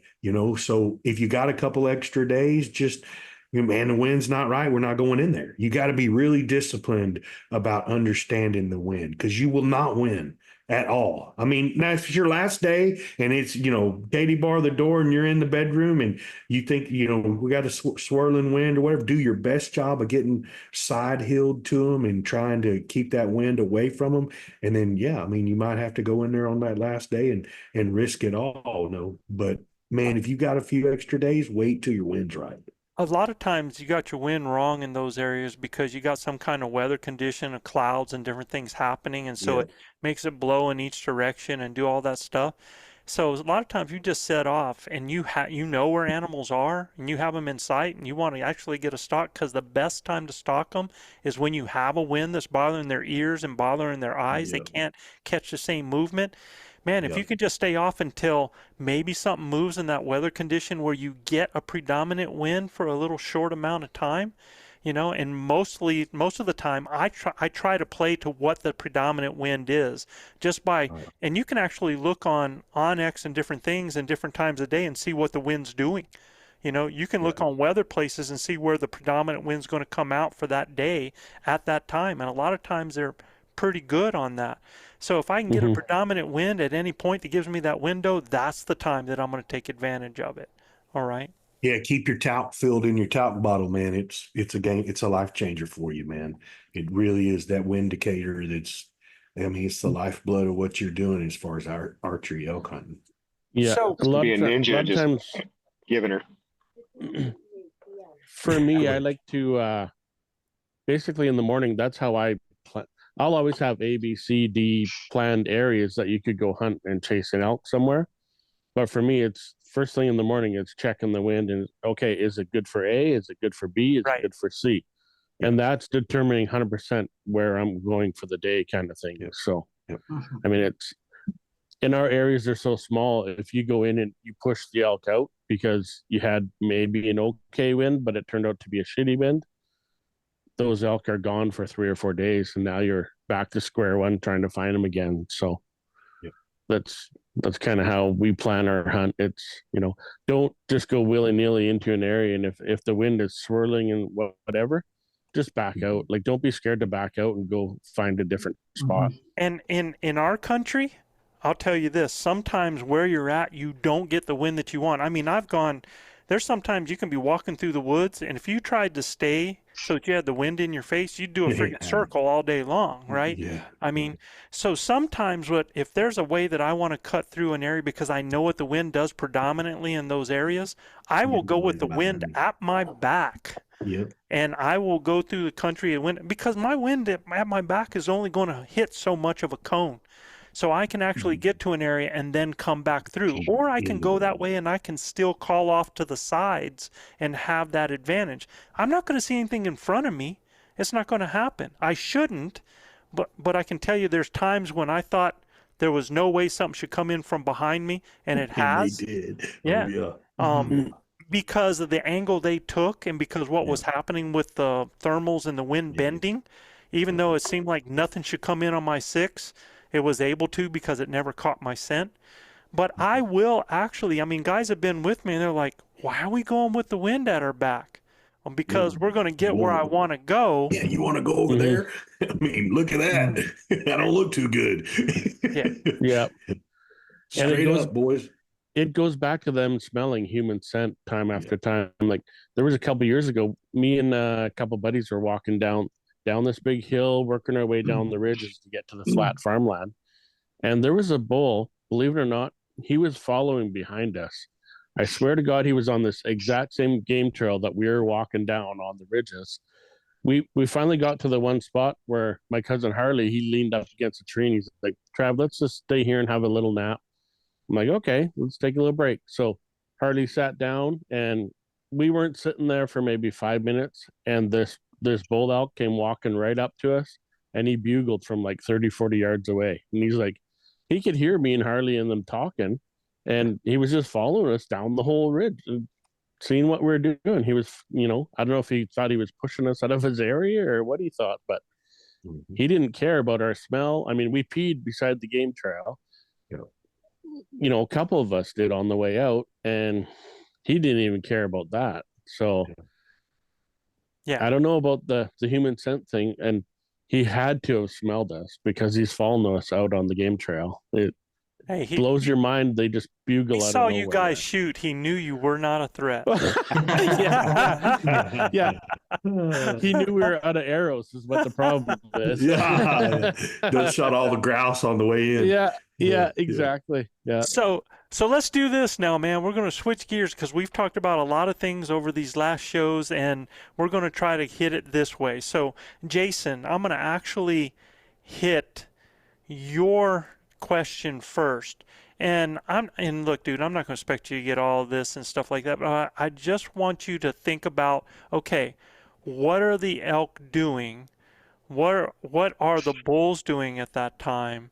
What would probably, be my best type of bet? I want to see you try to answer your own question. And I got news for you, man. This question here could take us into a whole other podcast, but I just want to kind of get to see how you're dealing with it now and what you're thinking. And your question was, any tips for hunting the last week of September in Idaho? So have you picked up any tips for hunting that? Oh, definitely. Just, I'm going to shut up and listen. I mean, listen to you guys. They're going to be screaming. We're getting there. I think the fall equinox is something like the 22nd.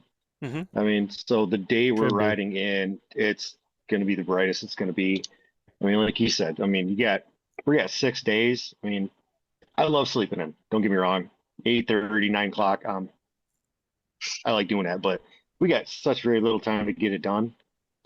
If they're gonna be screaming all night, I mean, that's gonna be in my opinion, the best bet. You know, from listening to you guys, just they're giving their position away. Right. Get in there on them, shadow them.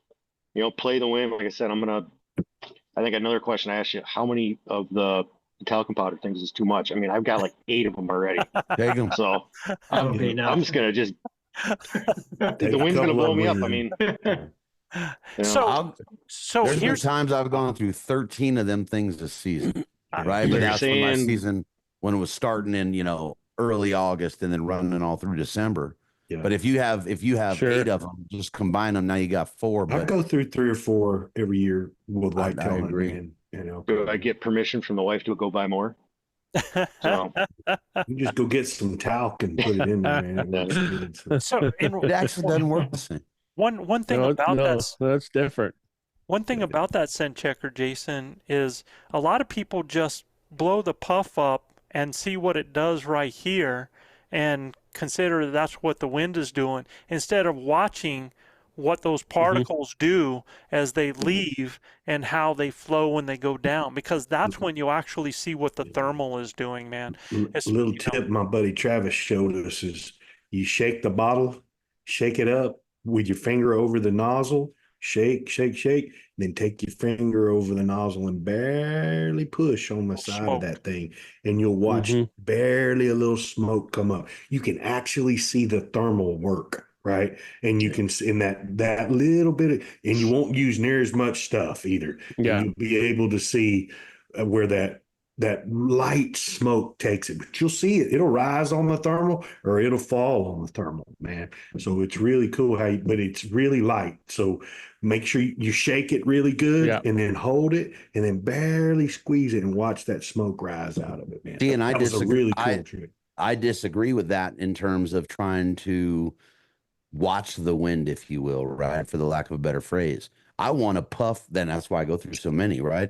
I flip that SOB over the top like such, like this. I'll squeeze it while it's here and then poof, I got a big old ball of smoke, but I can see, how far 50, it goes, 60 yards, if it's going through the woods, if I'm on a bench and when the light hits it and it's coming through and I can watch it whip up. Yeah, I'm not talking about that. I'm talking about the thermal. I hardly That's what I want to see. I hardly go through 2 of them in a season, man. And Joe can't see any goddamn way. See or hear. The reason is I have so much experience with the wind and with the thermals. If I just get a general idea of what it's doing, I don't need much to tell me that sometimes, that I make a move immediately to make sure it's in my favor. I'm not going to have to worry about where it's squirreling, if it's being squirrely or not. And what I do is I take it, I take in the terrain where I'm at. Just because my thermal is happening a certain direction, let's say I've got a downhill thermal and I've got an elk that's straight across on another ridge on the sunny side on the other, and I got a creek in the bottom. I don't care if that thermal's going downhill. It'll never get to that elk. So, I mean, a lot of guys will do that puff and they go, oh man, it's going right towards that elk. And it's not. It's not necessarily doing that. I mean, it can end up going right down that creek, and on that other side, that elk has thermals that are heating and going up. So, go ahead, man. I don't. Okay, there's a couple things. I don't necessarily think we should say thermal all the time. There's predominant breeze, right? Yeah, predominant wind. Just wind, right? We're playing the wind, right? Because we're talking thermal, we're talking, kind of one thing, right? But then when we look at olfaction and how olfaction works, and we're up on a ridge and we're puffing because we want to drop down in that basin, what's the point? Especially if that bull's on the other side, right? Exactly. You got all kind of time. And olfaction being what olfaction is, my scent rather is going to dissipate as it travels through the woods and down this and up that and, hit a cold spot, hit a hot spot, yada, yada, yada. So I don't know. That was a weird one hearing it. That's For that's me, where, it's more important when I get tight, when I get in that bubble, Yeah. right? Yeah. I don't worry about it until I'm in that 100-yard bubble, 200-yard So bubble, right? there has been studies done that an elk can pick up your scent to 400 to 800 yards. Oh, I'm sure of that. In the So right type of wind and terrain, yeah, I'm sure of that. yeah, You know, and how much you straight stink line. and everything like that, right? Yeah, So yeah. but you guys also got to think you're getting in there. You're getting in there around September 20th. Yeah, they're These wide open, things dude. go crazy. Like They do, bro. Mhm. these bulls are in the rut. They're not thinking straight. They don't care if they smell you half the time. Yeah, I mean, yeah. sometimes they care if they smell you. Other times they could care less. They don't care. They got the girls Mhm. on their mind, and Mhm. well, that's it. I it mean, ain't gonna be the bull. It's gonna be the cows, The man. yeah, The cow. Yeah, cows. it's yeah, going to be the cows. yeah, exactly. So My question to you, Jason, in your cousin, or your uncle, whichever one that you were talking about going with, My cousin. are y'all proficient at calling? I'm just picking it up, getting there. I mean, It's gonna don't sound like a really, bag. Yeah, it's don't gonna, sound like a bag of cats. So yeah, yeah. No, good, good, because I yeah. mean, that's gonna really be something that you're gonna need to lean on. You know, hey man, there's been a lot of bulls fall Yeah. back, brother. You know, don't laugh. I mean, they really Oh, I'm have. I'm gonna give it a all. So mix Have that you in. worked with any Mix that in with externals? Have you worked with any externals? I've got a couple diaphragms. I got another one on the way. Um, yeah, I've got what's the one? It's an external one. It's Hoochie just got Mama? the reed on the end. Oh, I've got the Hoochie Mama, but yeah, that's my external. Yeah, The other one, it's essentially goes on my lips. You know, I Yeah. can move it up and down. Right. yeah. oh, okay. Play with that, but I The- like the diaphragms better. Definitely. Well, they're going to do more for you, and people that aren't working on their calling, it's almost like hobbling yourself when you go out there to hunt, man. I mean, really, honestly, one of the main reasons for my success has been the ability to create encounters, and the way you create them is through the conversations you're able to have with those animals, be it, to lock them up, to do a scenario, to, get one to come in because he thinks he's got a lost cow. There's all kinds of different reasons, but yeah, it's that conversation that's going to make In the in difference. in your case, you're going to be in there when they're blowing up, man. Yeah. When they're Yeah. absolutely going bonkers, and you need to understand that when you get one that's hung up, you can just bugle your way right to him. He knows what's up, right? Don't be afraid to go in there and get after him, man. Or not say a word and stalk in and Especially kill him. if he's yeah, or not say a word and stalk in there and kill him. Either one, right? But I mean, he'll throw down the gun. Understanding the language, though, Jason Yep. and Jazz, are so important, man. Understanding what those bulls are saying when they're bugling, because they're saying something. They're not just doing it to do it, right? They're saying something, and when you understand that, then you can fight that battle even, on an even playing field with them. It's kind of like going into a hostile environment. You go, if you don't know how to speak Spanish and you go down in Mexico or on the border and you get in a skirmish with the federales and you don't know what they're saying, that's a bad deal, brother. They're plotting against you the whole time. But if you understand them, we can hold our own now, brother. You know what I mean? So with I mean, that comparison, man, let's go to the Federale over here on the Jazz over there on the side, man, and Jazz, you gave us a set of questions that Guy started to read, and I actually broke these down a little bit just so that we can actually think about them in different ways. I really think it's a good way to think about some of the stuff. Again, we're not trying to do analysis, paralysis by analysis, but what we're trying to do is give information and knowledge so that it helps with gut feelings. So your question said, when you first started, says you have seen, one, you have seen, or two, heard elk from a distance. I've changed some of your question just a little bit to give it some variance, okay? As you get somewhere closer, what are you looking for in their visual behavior keys or vocal keys to close the deal? Now, this could be, so you've seen or you've heard an elk, and you get somewhat closer, not a whole lot. So what are you looking for in their visual keys or vocal keys to be able to close the deal? In other words, what makes you think? What is something that they say or that you can see visually that makes you feel like you're going to be able to kill that critter? And now, I just want to keep that in mind because we're going to come down and break it down, okay? When you get really close, how do you read a bull's behavior keys to guide your next moves? For example, what keys make you choose whether to set up and stay silent, or to move in and stay silent, or to set up and do a scenario, or move in and use either cow call, bugle, or whatever? So let's take these one by one. What keys makes you choose to set up and stay silent? So think visual and auditory. What keys would tell me to set up and stay silent? First, I want to apologize for that being a complex math equation of a question. No, it's not. It's really that's not. good. I think everybody that goes through doing what we do goes through this, brother. Yeah, absolutely. Yeah. It's going to be the thing that hits you in the face like a crappy mop. I promise you, brother. It really is. So you're there, you're set up, and you see a bull. What kind of key is going to tell you to stay silent? If he's making noise or not, or if cows are with him, I mean. So you're adding a whole lot to it. So you're in a setup. You mean like set up, like collars back there? Well, you're in either you have set up because you have a bull that's close to you that you can see. Or you can hear, one or the other, right? Mm-hmm. If you can see him, what is he doing that's going to make you stay silent? And I'm going to make it easy so you don't overthink it, right?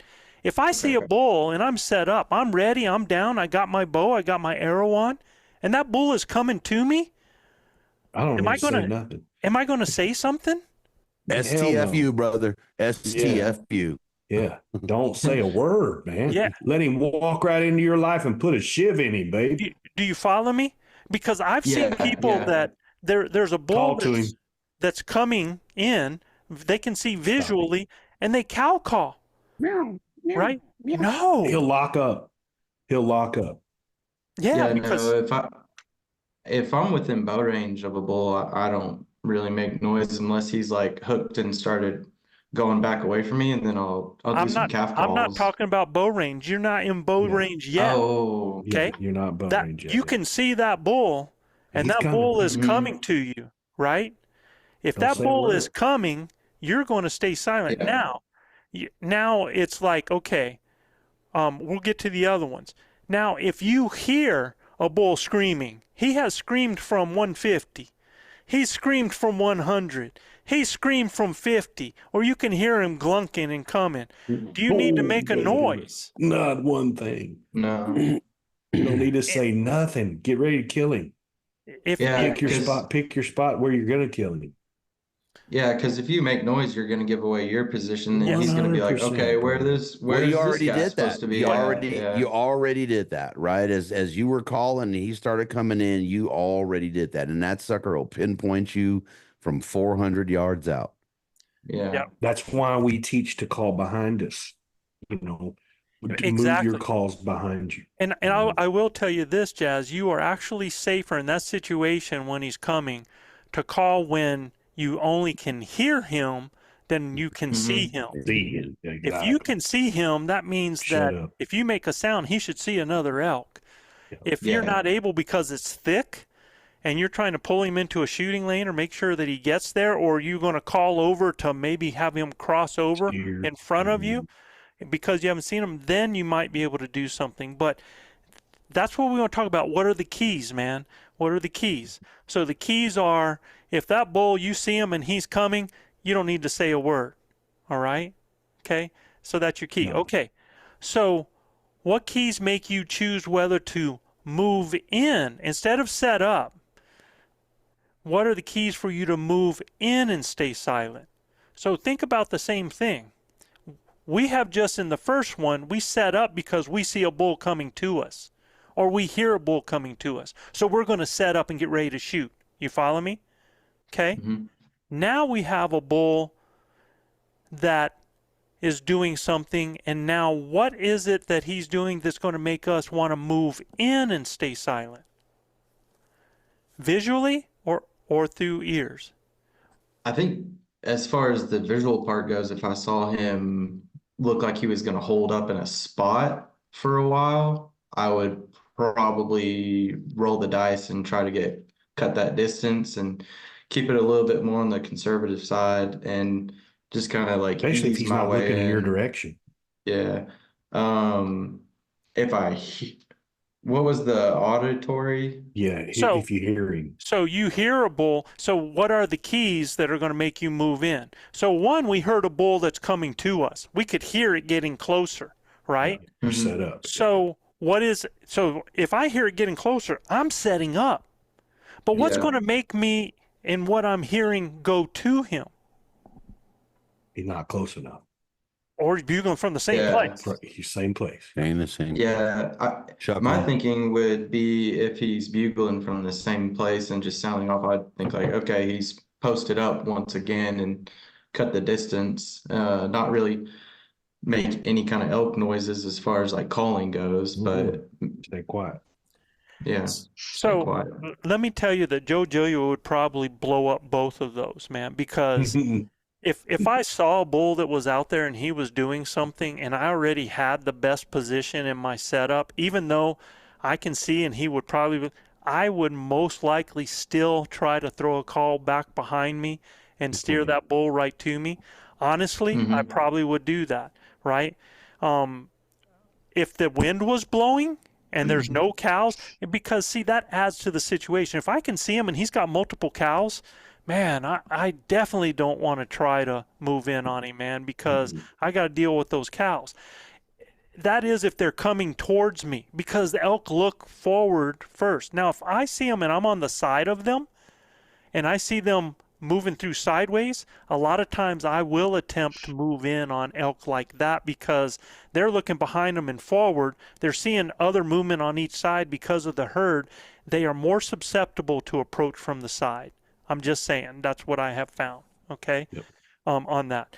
But, you know, the keys on moving in and staying silent is, especially if you have good cover, and let's say they're sounding off out inside a small park, man, and I have good cover that I'm moving in, and I get the opportunity just to move up, and the wind is right, everything is going, that is a key that I can possibly do that, okay? Now, what keys make me choose as I'm getting closer to set up and do a scenario? We got eyes on a bull and he doesn't want to play ball, right? He doesn't want to play ball at all. We've called to him. Maybe he's with another bull, right? And they're just not playing ball. Then you might want to set up and do a scenario where we call a cow party or even a herd talk, and you can try to get them involved, you know, where they want to come and get in the party. Show that you got a hot cow, glunking, some raking, panting. I mean, there are a lot of things that you can show him to bring him to you, especially if you got eyes on him. Then you can see what his hot button is. Well, also that, you know, and type of scenario I'm going to do is going to depend on the time of year, because that's something that you got to throw in on all of this. Time of day, time of year. You know, if I'm down in that travel corridor and the elk are coming down, all right, and it's the time of year when you know, I got a bull that's looking to gather up some cows, well, then I can give him that low-hanging fruit. If I am in a situation where I got bulls that have cows bedded and I can see him up and he's moving around with those cows bedded, well, now I can move to an area where I have cover enough that I can create my own setup and do a scenario to sound like there's a hot cow over there, you know, a breeding situation, right? Yeah. So there's not only just one answer to everything. Go ahead, Travis. Right. Yeah, and Joe's right, and it's going to be terrain dependent. Like Joe's not just going to set up anywhere. He's going to pick his spot very carefully. You know, definitely not. Don't go behind a tree. Don't hide behind a fallen log that has branches sticking up everywhere. Get in front of that sucker if you can, no matter what. And the thing is also, take it back a little step further. You always want those elk to come looking for you. Like, Hide and unless you are really good at stalking and you're Right. like the ultimate ninja, I mean, you're not going to sneak up on these elk no matter what. So 100% of the time, you want to set up far enough back that they come searching for you. And that way you have your setup already planned. You have the wind figured out. Geez, you might even know where the game trails are, where they're going to come walking through. Don't be scared to walk up there and check out these trails and then back up 20 yards. You know, they're gonna follow game trails no matter what. So if number one rule, always have them looking for you. So let's take those choices, Jazz. Let's take those choices to set up and stay silent, to move in and stay silent, to set up and do a scenario, or to move in and use either a cow call or a bugle. And what I'm going to say is those are the choices. So which of those would you choose to do if neither you nor the bull has made noise in some time? You haven't made a noise and that bull hasn't responded in some time, but you know that that bull is out there. Mm-hmm. So are you going to set up and stay silent? Is that going to help you at all? It No. doesn't seem very productive to do that one. No. So right. you haven't heard that bull in some time. So are you going to move in and stay silent? I mean, you could. I mean, it's a tool you could use. You You could. go slow and scan with your binos, make sure you don't get picked off. You absolutely could. So I'm going to say that's good. Are And you that's going an to? absolute safe bet. Could you set up and do a scenario? Yeah, you could do some like quiet calf calls and see if you get a bite, maybe escalate to a little bit louder, like lost calf or cow call or something like that, just to kind of pique the curiosity, see if they Rake in a tree. bite on Yep. that. But don't go straight to a bugle because I just feel like that's like throwing out your number one, or not throwing out your big gun first before. Especially if he's got cows. Yeah, because then he's just gonna probably hook and run. Depending on the noise that we made that I got a response from. So like if I gave a cow call Yeah. and he responded to that at first, okay, and then he went quiet, well, it could be that he's moving in silently on me, right? Yeah. Okay. So for me, I'm like with Trav. I would rather be still and have him moving coming into me. So I'm most likely at that point, I know that bull's out there. I know that bull heard me because he responded. So I know that bull's out there. So I'm going to set up and do a scenario to pull that bull to me. And I like what you said about just doing some cows and some calf calls. I'm good with that, man. I'm good with moving that. I'm even good at, depending on the time of year. If it's early season, I might just stay with a single mew, do some raking, that type of stuff, just for him to come check out another bull. You know, there's different types of scenarios according to the time of year. So that's one thing that you want to just kind of keep in your back pocket there. But I think you were right. I mean, yes, you could move in and stay silent. If you know that bull's in there, you could try to do the Mohican sneaking through there. For me, I would rather have them moving. I would rather, instead of, them hiding and me seeking, I'd rather hide and have them seek. Okay. I mean, that depends on distance, their response to your initial call. Did you even call? And that alerts you to their presence or where they're at. So there's all these factors in it.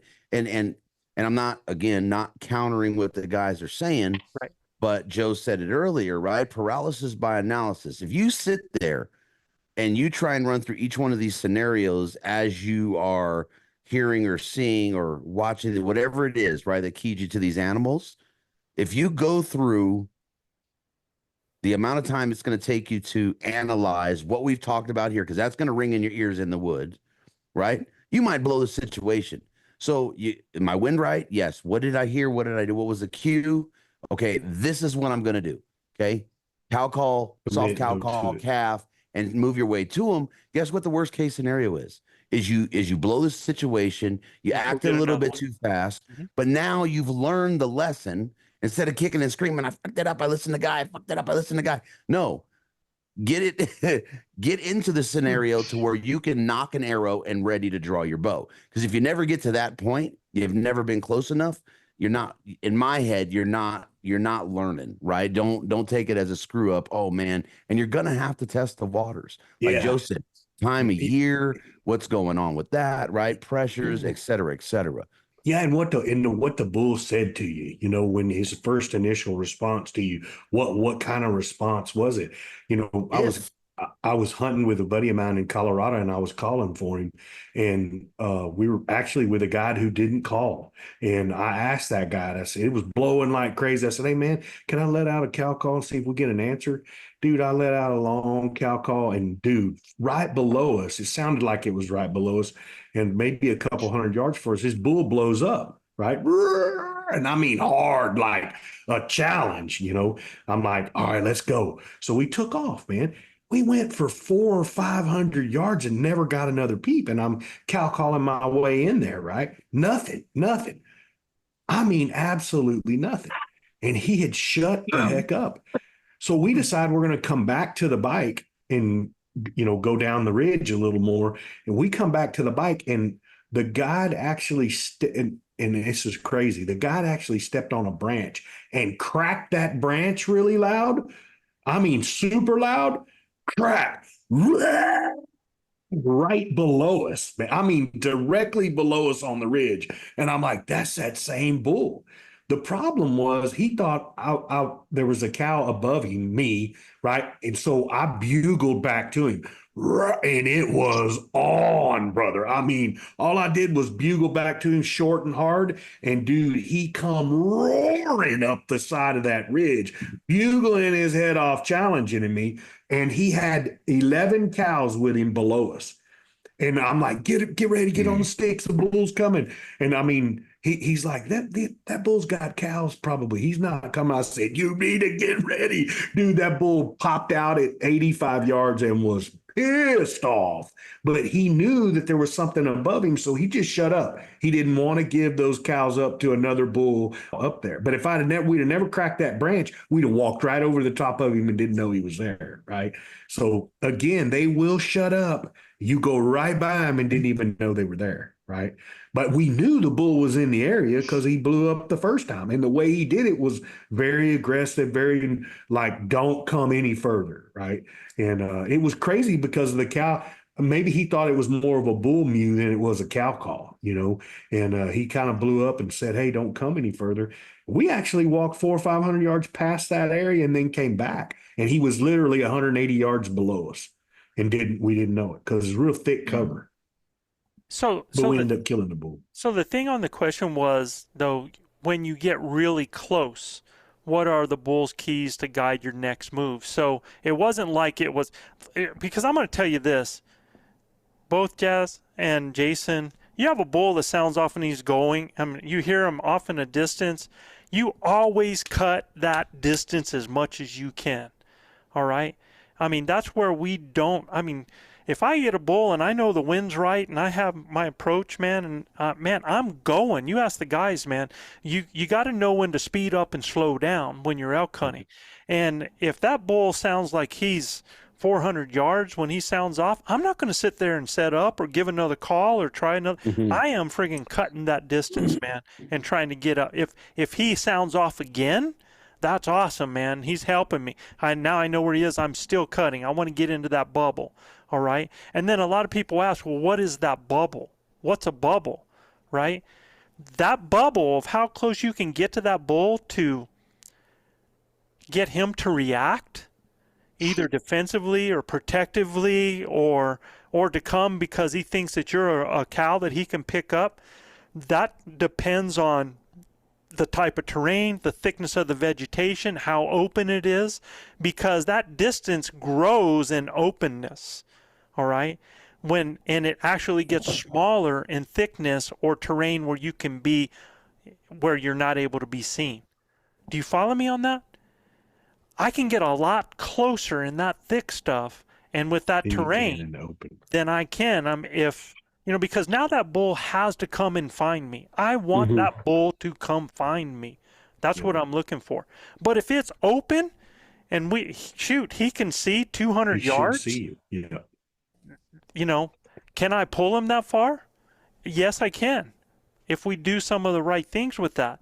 but I cannot cow call. I never want to call and have an animal know that I'm calling Exactly from right right. here, ever, Yeah. ever. Okay, Mhm. I want them to think I'm further back than what I am. Especially archery hunting. Yeah, it's always you want to cut the distance until you get into that zone that you feel it might be 200 yards, it might be 150 yards, it might be inside 100 yards, terrain dependent. If it's super thick, dang, 100 yards is A long way. it's crazy, yeah. Oh yeah. But the whole thing is you want to cut that distance until you can start playing the cat and mouse game. And that's what these bulls will do with you. They'll play cat and mouse because it's my firm belief that that herd bull, if he's got cows, he wants to make that other bull he wants to make you look like a fool in front of those cows and basically push you out of the area and be the bully, get you out of there.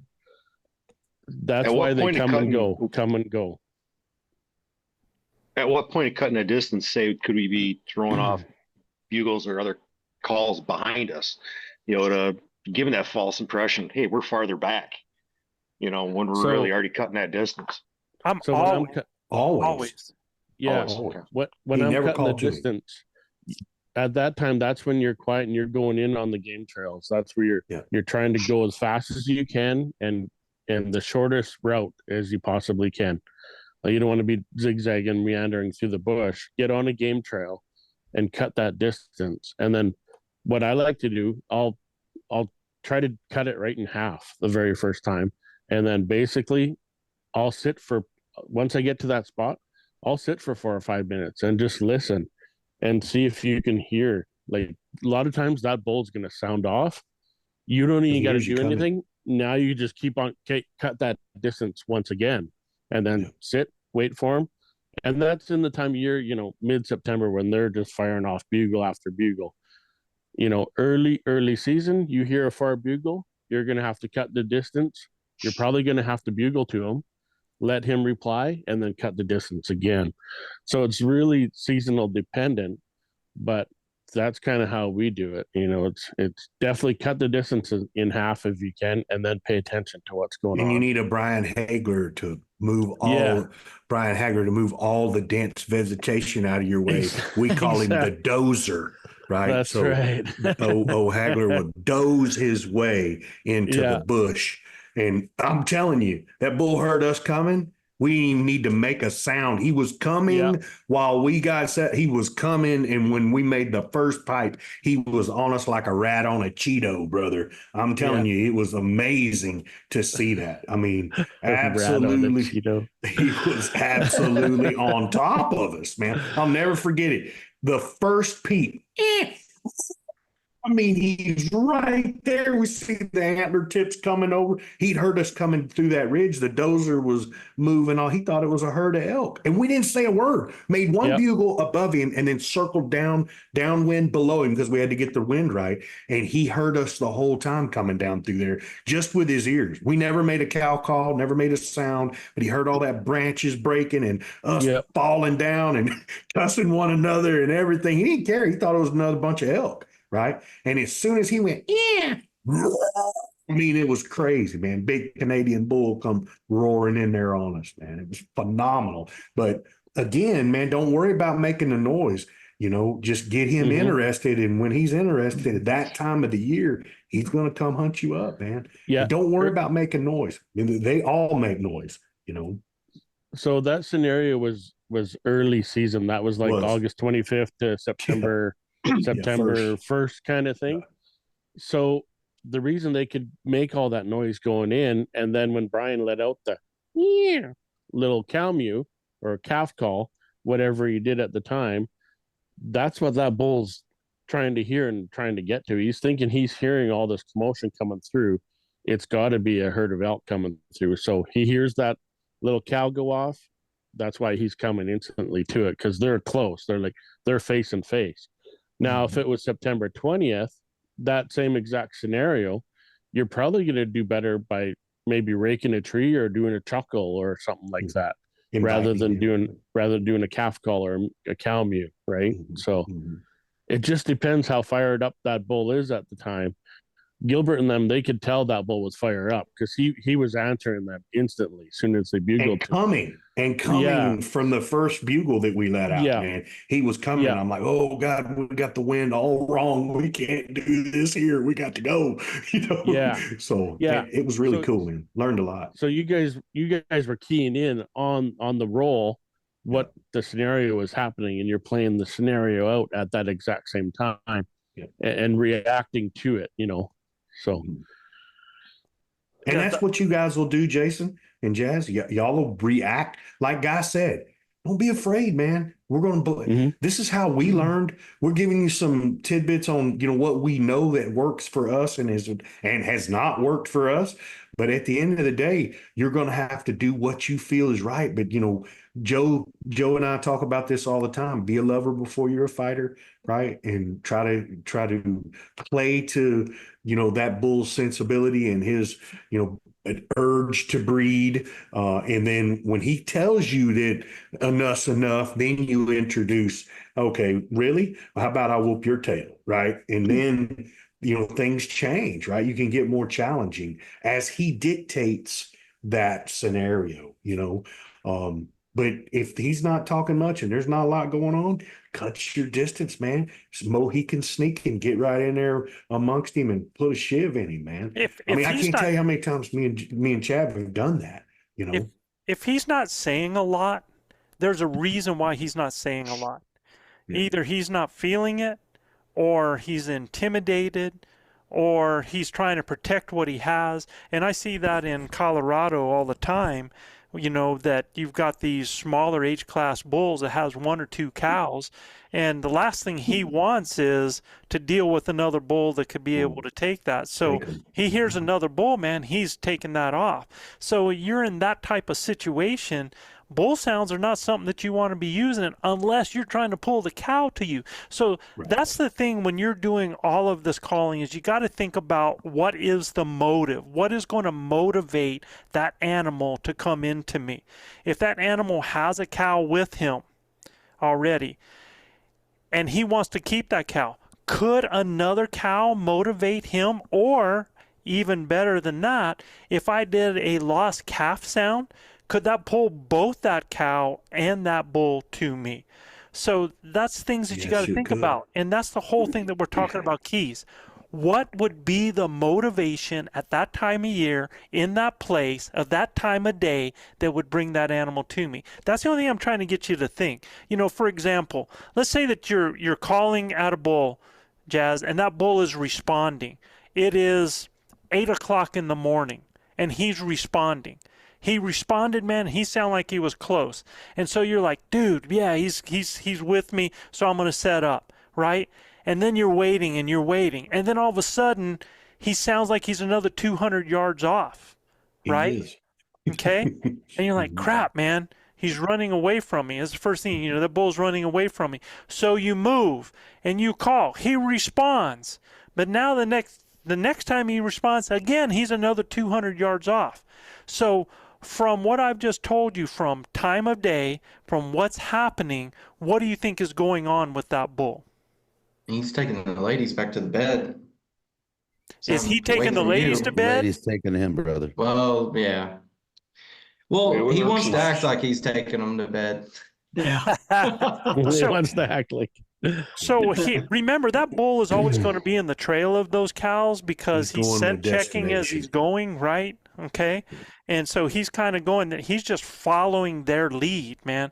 So all of a sudden, you bugle back there, he stops and he's like, there's another bull in the area here. So he's like, whoa, I'm here, ladies. I'm right here. Okay. And he's like letting you know I'm here. And then what's happening with his cows when he's doing that? They're moving. They're keeping going. They're just going. So he turns around, he's like, whoa, mama's gone. I gotta go. Right? Okay. So you've got that going on. You've got a bull and you've realized that bull has cows going to bed. All right. So should you just give up on it? Should you stay and start screaming calls? Should you start trying to follow back behind that bull? These are things that you got to think about. What's the terrain like? Or I'd probably try to figure out where I think they might be headed and follow the calls if he's just making noise trying to catch up to him. And that would be the best lead I had to go off of. If he's making noise, I can just cover ground. They're making noise. They're not going to hear me behind them covering ground. no, they're not. So And they could care less about that noise. But and then if maybe I happen to, stay close enough and finally like they get to where they're going and then he's still kind of making a little bit of noise in that area, like a bedded bugle or something, I'd be like, okay, they're in this general vicinity. How do I start working the wind and getting in closer? you can absolutely do that. But the problem with that, man, is like when that bull, if he does shut up and they start just moving and now he's catching up to those cows, a lot of times they'll get away from you. So Fast. Yeah. I don't like to try to travel in behind them. As soon as I know that they're going into an area, I try to find the downwind side and get to that downwind side and start paralleling and try to actually, Getting on their same if I level. can, I try to pass the bull. If that bull's bugling over there, I'm going to try to pass him because he is still going to keep going. The more that I pass that bull, the more I'm going to be able to stay with them. If you stay back behind them, they're always checking their back trail, checking their front trail. All right? And so if you try to stay back there, you're going to end up in a lockdown position while the rest of the herd's going. And then you're not going to be able to keep up with them. And then you run the risk of the stragglers, right? The cow-calf groups coming in from behind or off the side. And, that direct follow is always risky. I mean, we've been behind them, and we had a bull, and he had, I don't know, a dozen or so cows, and we're off to the side. I did a little raking trying to stop this bull because of his tail on the cows. I raked the bull. The cows kept going. The bull stopped, stands broadside for the buddy, and then I look out of the corner of my eye and I tell my other buddy, Thumper, there's 5 or 6 cows with calves that come into the rake. And I mean, we were 70-ish yards off of where they went into the trees, and then they come right in on us. So watch that trailing. Yeah, I reckon I was thinking they're a little bit further out, like you're humping it to keep within earshot. Good luck. Yeah, they're in 4-wheel drive all the time. You ain't keeping up with them. No. Yeah. So you keep up with them, you a bad SOB, son. Yeah. So there's two scenarios that we do here because our terrain is pretty thick and you're not going to keep up to the elk. But the nice thing about our elk, they're only going to go. They might only go 500 or 600 yards, and they're to where they're going to be doing their bedding thing. So we know those cows aren't getting too far ahead. So if you really want that herd bull, what I found, you have to get really aggressive, and you got to start smashing trees and screaming at that bull. You got to force him to have a reason to turn around and come and run you out. And by you just doing cow calls and willy-nilly location bugles at him, that's not going to do it. I mean, you have to challenge him. You got to get ferocious and smash stuff and destroy it like Hulk, right? And then the other side of it, if you don't care about hunting that herd bull, think about like what Guy was saying, the other satellites. There's always going to be satellites there, no matter what. So that's where you can turn it around. And if you're only good on your cow call, mix in some cow and calf stuff and just get real pleading with it. Those 4-point satellites and 3 points and whatever else is with them, they're going to come sneaking right into you, and they're going to be in your lap because that's what they're looking for at that time. They want friends, and you're their friend. So, and those are the two scenarios that we got to play here. Great. What Travis was talking about, the big gnarly bull, I've done that and actually had the cows start coming to me because they thought that there was it's almost like a convergence, and so they were coming in because maybe I sounded like a better suitor, and when they start leaving the guy, now he has to do something, or he's going to trail up and become that satellite to me and come harass what I'm doing. I can actually switch the roles on that. So These are different types of things that you can do if you understand the mentality of the animals, what they're doing. All right. And a lot of times there's no silver bullet. You have to be able to take the temperature. You try something, you think about, like Travis is saying, if I'm going on the side and let's say that I have that bull and I have all those cows that are going there and I manage to parallel. The only reason I would cow call as I'm doing that over there is actually start pulling the cows to me a little bit. You start coming over. Or if that bull is trying to keep his cows in one place, he might think I'm a cow off the side and come over to gather me. I actually did that. I had some cows came off a water hole first thing in the morning. They start leaving, coming off the water hole to go up the hill. Bull is still at the water hole. I get up as close as I can to that area. I throw a cow call back behind me, and he comes in to get that one cow that he lost, right? So, and it's over at 12 yards. So you have to read the scenario, and that's all I'm trying to say is we can talk about thousands of scenarios, but the idea is to look at each one and just say, what's the motivation, man? And then stick with it and then make it happen. If you blow it, it's just like if you play in volleyball, you're going to get blocked. If you play basketball, you're going to take shots and you're going to miss.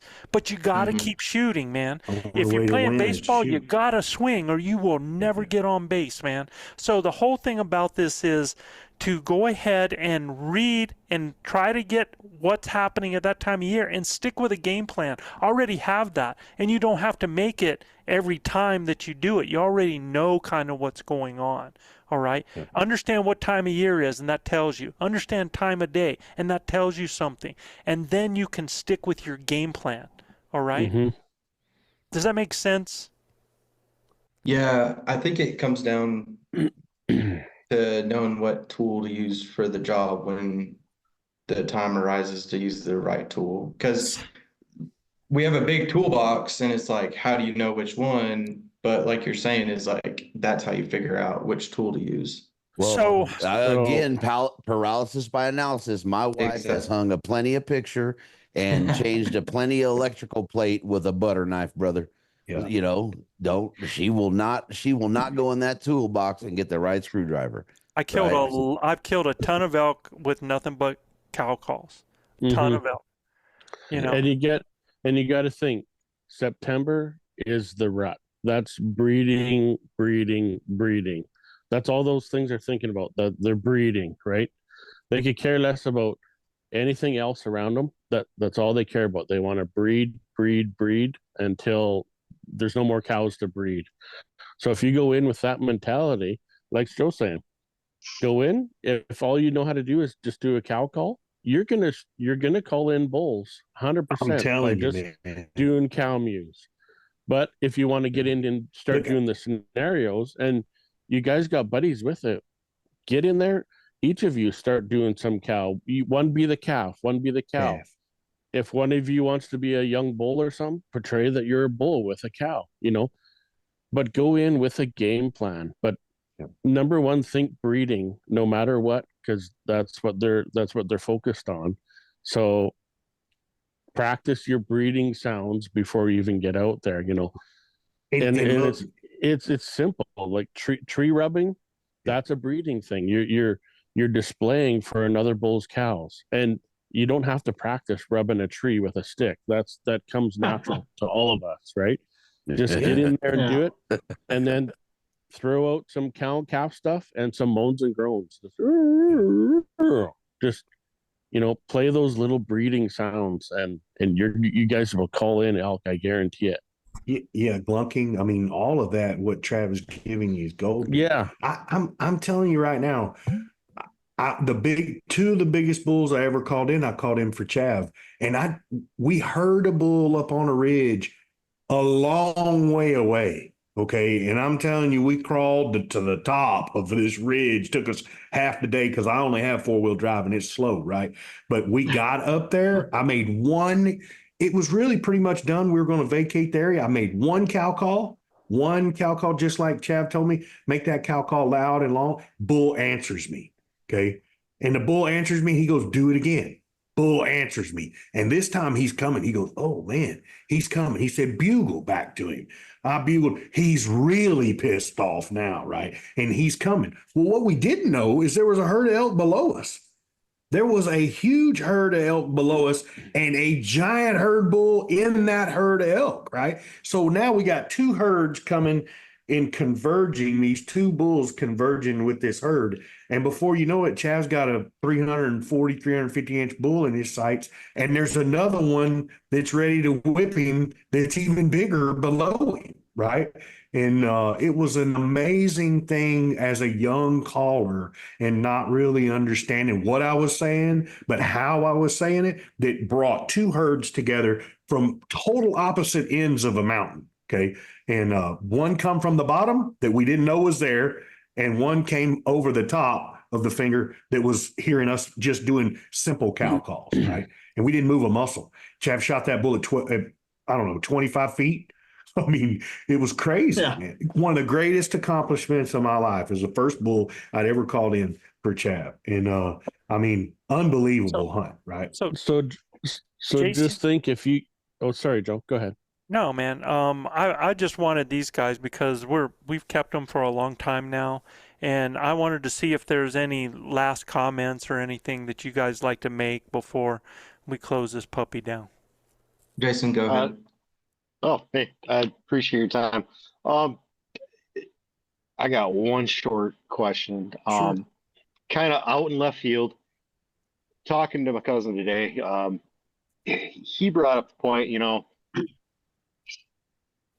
old timer gave him a tip.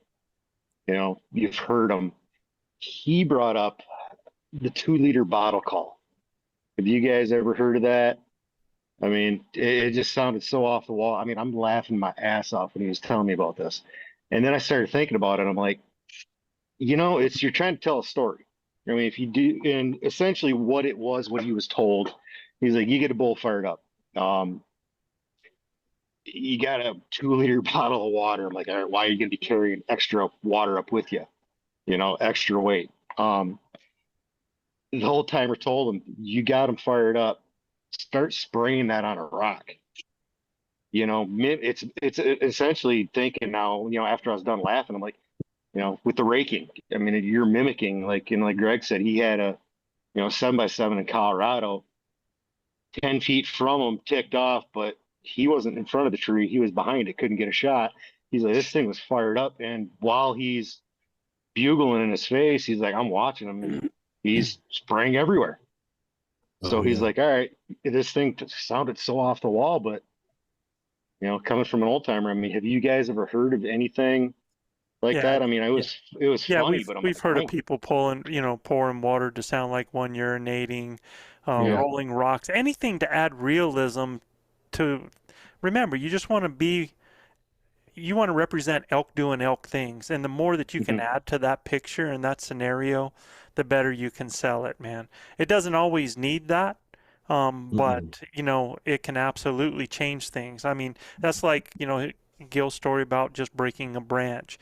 And, Exactly. that sells it. When you're over there and you're supposed to be a whole bunch of elk and there's no other noises with that, that's a red flag. So you got to think, what is it that sounds natural, and you got to go with that. So that was a good question. Yeah. When we come pouring through that bush in Canada, man, that bull didn't know what we were, but he knew a bull had sounded above him. And then all of a sudden a cow goes, yeah, like that. Holy crap, that is elk, right? Now I got to get in there, because that's what his deal is, man. He wants to breed. Yeah. He wants to be with them cows, we didn't need to make no peeing sounds on the ground or anything like that, my brother. This son of a gun, if he'd got any closer to us, he'd have been peeing on us. I mean, that's I'm not trying. That's how close they will get to you, brother. Believe that. They will blow dirt up on you, and they are huge. And everything you learned about bow hunting will run out the crack of your butt, because you have no clue how big these animals and how agile they really are, man. And they are fired up. Their eyeballs are glowing red. I mean, when they're coming in there, they are peeing, urinating on everything, dude. It is amazing. So be ready, because man, your heart will be in your throat going doom, doom, doom. You can definitely hear your heartbeat in your eardrum. That's Yep. how tuned up you'll be, man. It is the most awesome thing in the world, man. I tell people that all the time. If you've never done it, it's one of the most awesome things to witness, for sure. Jas, you, man, anything that you want to say before we close out? We've talked about it a lot, and you guys just have me jacked up to go to Montana. So That's awesome, dude. Did you draw a tag in Montana? Yes, sir. I'm headed back That's so cool. to the same unit I went to in 2022. Nice. Awesome, brother. Congrats, man. Good. Well, I'm telling you guys, I told you I do have a question. Yes. Okay, this one's kind of anyways, I'll just get to it. If you've been to an area, you have experience in that area, you've had encounters with bulls in that area, how would you hit the ground running? If you have like 3 different areas, Go back what to would the you do? area. Go back to the area. Why Basically, what reinvent the area, wheel? Shannon. Go back to the area. The other areas, your B, your C, your D. Go Mhm. back to what you know, right? Because Yeah. you're cutting a lot of the curve right out of it. Yep, absolutely. If The it more was you elk know, there the more then, you know. Brother, I catch fish in this area every year. Yeah, When- I catch fish in the same area every year, brother. And They and want to be there. and you will Yeah. kill elk in the same places every year too. Yep. Yeah. There's Yeah. a reason So they like just- those Yeah. areas. Yeah, keep in mind, you're going back to the same area, but the elk might not necessarily be in the exact same places. So Mhm. always revert back to your scouting techniques. You're looking for fresh green poop. Yep. You're looking at the tracks, but you're looking at the tracks. Which direction are they going? Are they going east? Are they going west? Are they going north, south? Keep that all in mind, because those tracks tell you where the elk are going to go. And when you follow those tracks, sooner or later, you're going to start running into the fresh green poop. And then you're going to get that whiff of smell of elk in your nostrils. And you're going to go, holy smokes, those elk are like within 200-300 yards. I can smell them. If you smell elk, they're right there. So, and then Jason, sorry, not to be long-winded here, but you said your guide is taking you guys into your area, but you are do it yourself as well, right? Yeah, she's got the tents, the camp, everything set up, but she's in the Okay. mountain every day. She knows where they're at. So Yeah. So when you're with her, basically soak up every second that you can talk to her, find out where the elk are, where they've been, where they like to feed, where they like to water. Any little grain of info that you can find from her, that's going to help you on your hunt. And it's going to 100% send you in that direction of success. I'm at the point, I don't even need to take a bull or a cow to feel that, I'm not, I'm already feeling like I succeeded at this. I mean, I'm doing something that I never thought I'd be doing, and essentially Absolutely. damn near got the best teachers I could think I could ever find. So I appreciate that. Thank you. Oh man, we appreciate y'all. This is why we do this stuff, man. We appreciate you guys. Get to our base camp, Joe. Get with Joe. He'll get you a discount code for the base camp, and man, it's a wealth of knowledge, right? And it won't take you too long to get through it, and you'll learn a whole lot through it, man. You and Jas both. Guys, I want to thank y'all for spending the evening with us thank you. and for coming thank you, and boys. joining in. Yeah, It's been thanks, great guys. having you. Thanks. If you two or your hunting buddies, the listeners, haven't got your pursuit poncho, your Quest Hex fly, get on westernflycovers.com and use the code BIGO for 15% off your order. If you are an ElkBros base camp 24 member, use that EBBC 24 and you get 15% off your order. So get those pursuit ponchos. September can be wet. Thank you. Sorry, Gil. Absolutely, man. Thank you. No, all good, brother. Thank you for reminding us, Guy. We appreciate it. And man, like I said, put Guy and Western Contours on your podcast list, fellas. It's phenomenal, right? You'll love the content, and Guy's a phenomenal host for sure. Guys, if you like what we're doing, please subscribe, rate, and review us. You got to go to Apple Podcast or iTunes to review us, and be sure to include your name and where you're from to get in on our spinner winner wheel. And we have that drum going on here from time to time. Joe will get it cranked up, and y'all will be entered to win something on our spinner winner wheel. And you can check out more elk hunting content at ElkBros.com. I won't get too long-winded to this, but we are outfitters in New Mexico. If you guys are looking for tags, hit us up. We still have some rifle tags available and scout tags available. I know myself and Joe can field that those questions if you have any, or if you're looking for tags. So just a reminder, if any of our listeners would like their questions answered on our show, just send your questions to info@elkbros.com. That's info@elkbros.com. And like we say down here in the Lone Star State, husbands, kiss your wives, wives, kiss your husbands, hug your babies, keep your broadheads sharp and your powder dry. And we'll see you next week right here on Blue Collar Elk Hunting. Peace. Peace. Thank you very much, Ciao. fellas. And for all our grinders out there, Appreciate it. here's some more music from our brother Tony Wintrip to close out our show. Good night, everybody. God bless. Peace, peace. Yeah. See ya. Good night. We hooked up on a Friday night for a popcorn and a Pepsi. I ain't much of a city boy, but I'll see how far it gets me. Yeah, we talked of how we grew up and how we both were raised, and things that meant the world to us, and how we'd spend our days. And I said, just so you know, there ain't no surprise. These 6 words from my heart may open up your eyes. Girl, you're gonna miss me in September. I'll be on a mountaintop on a 3-week bender, where the bull elk call my name, and every year it's the same, until you see a headstone with my last name. Girl, you're gonna miss me in September.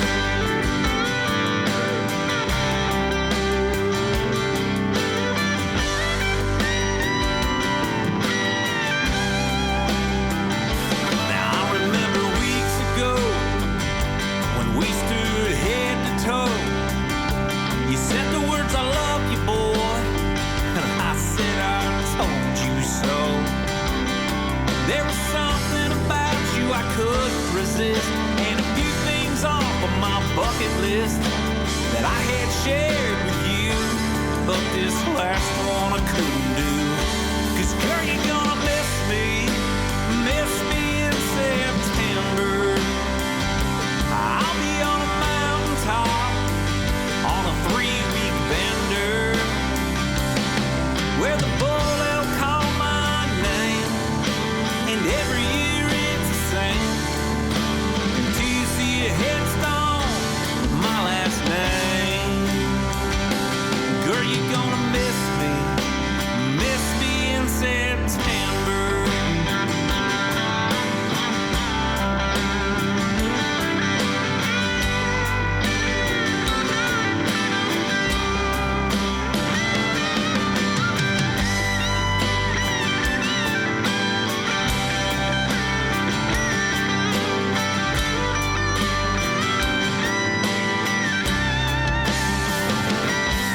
Now of all the times she watched me pack and walk away,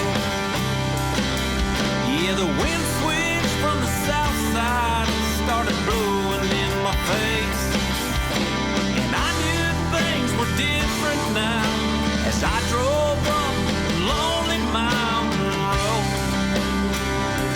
I could still hear her tone when she said, boy, you're gonna miss me in September. I'll be on a shopping trip and give you something to remember, where the bull elk call your name, and every year it's the same. You're gonna come home to a headstone with your last name. I said, girl, you're gonna miss me in September. I'll be on a mountaintop, and I'll live my life forever, where the bull elk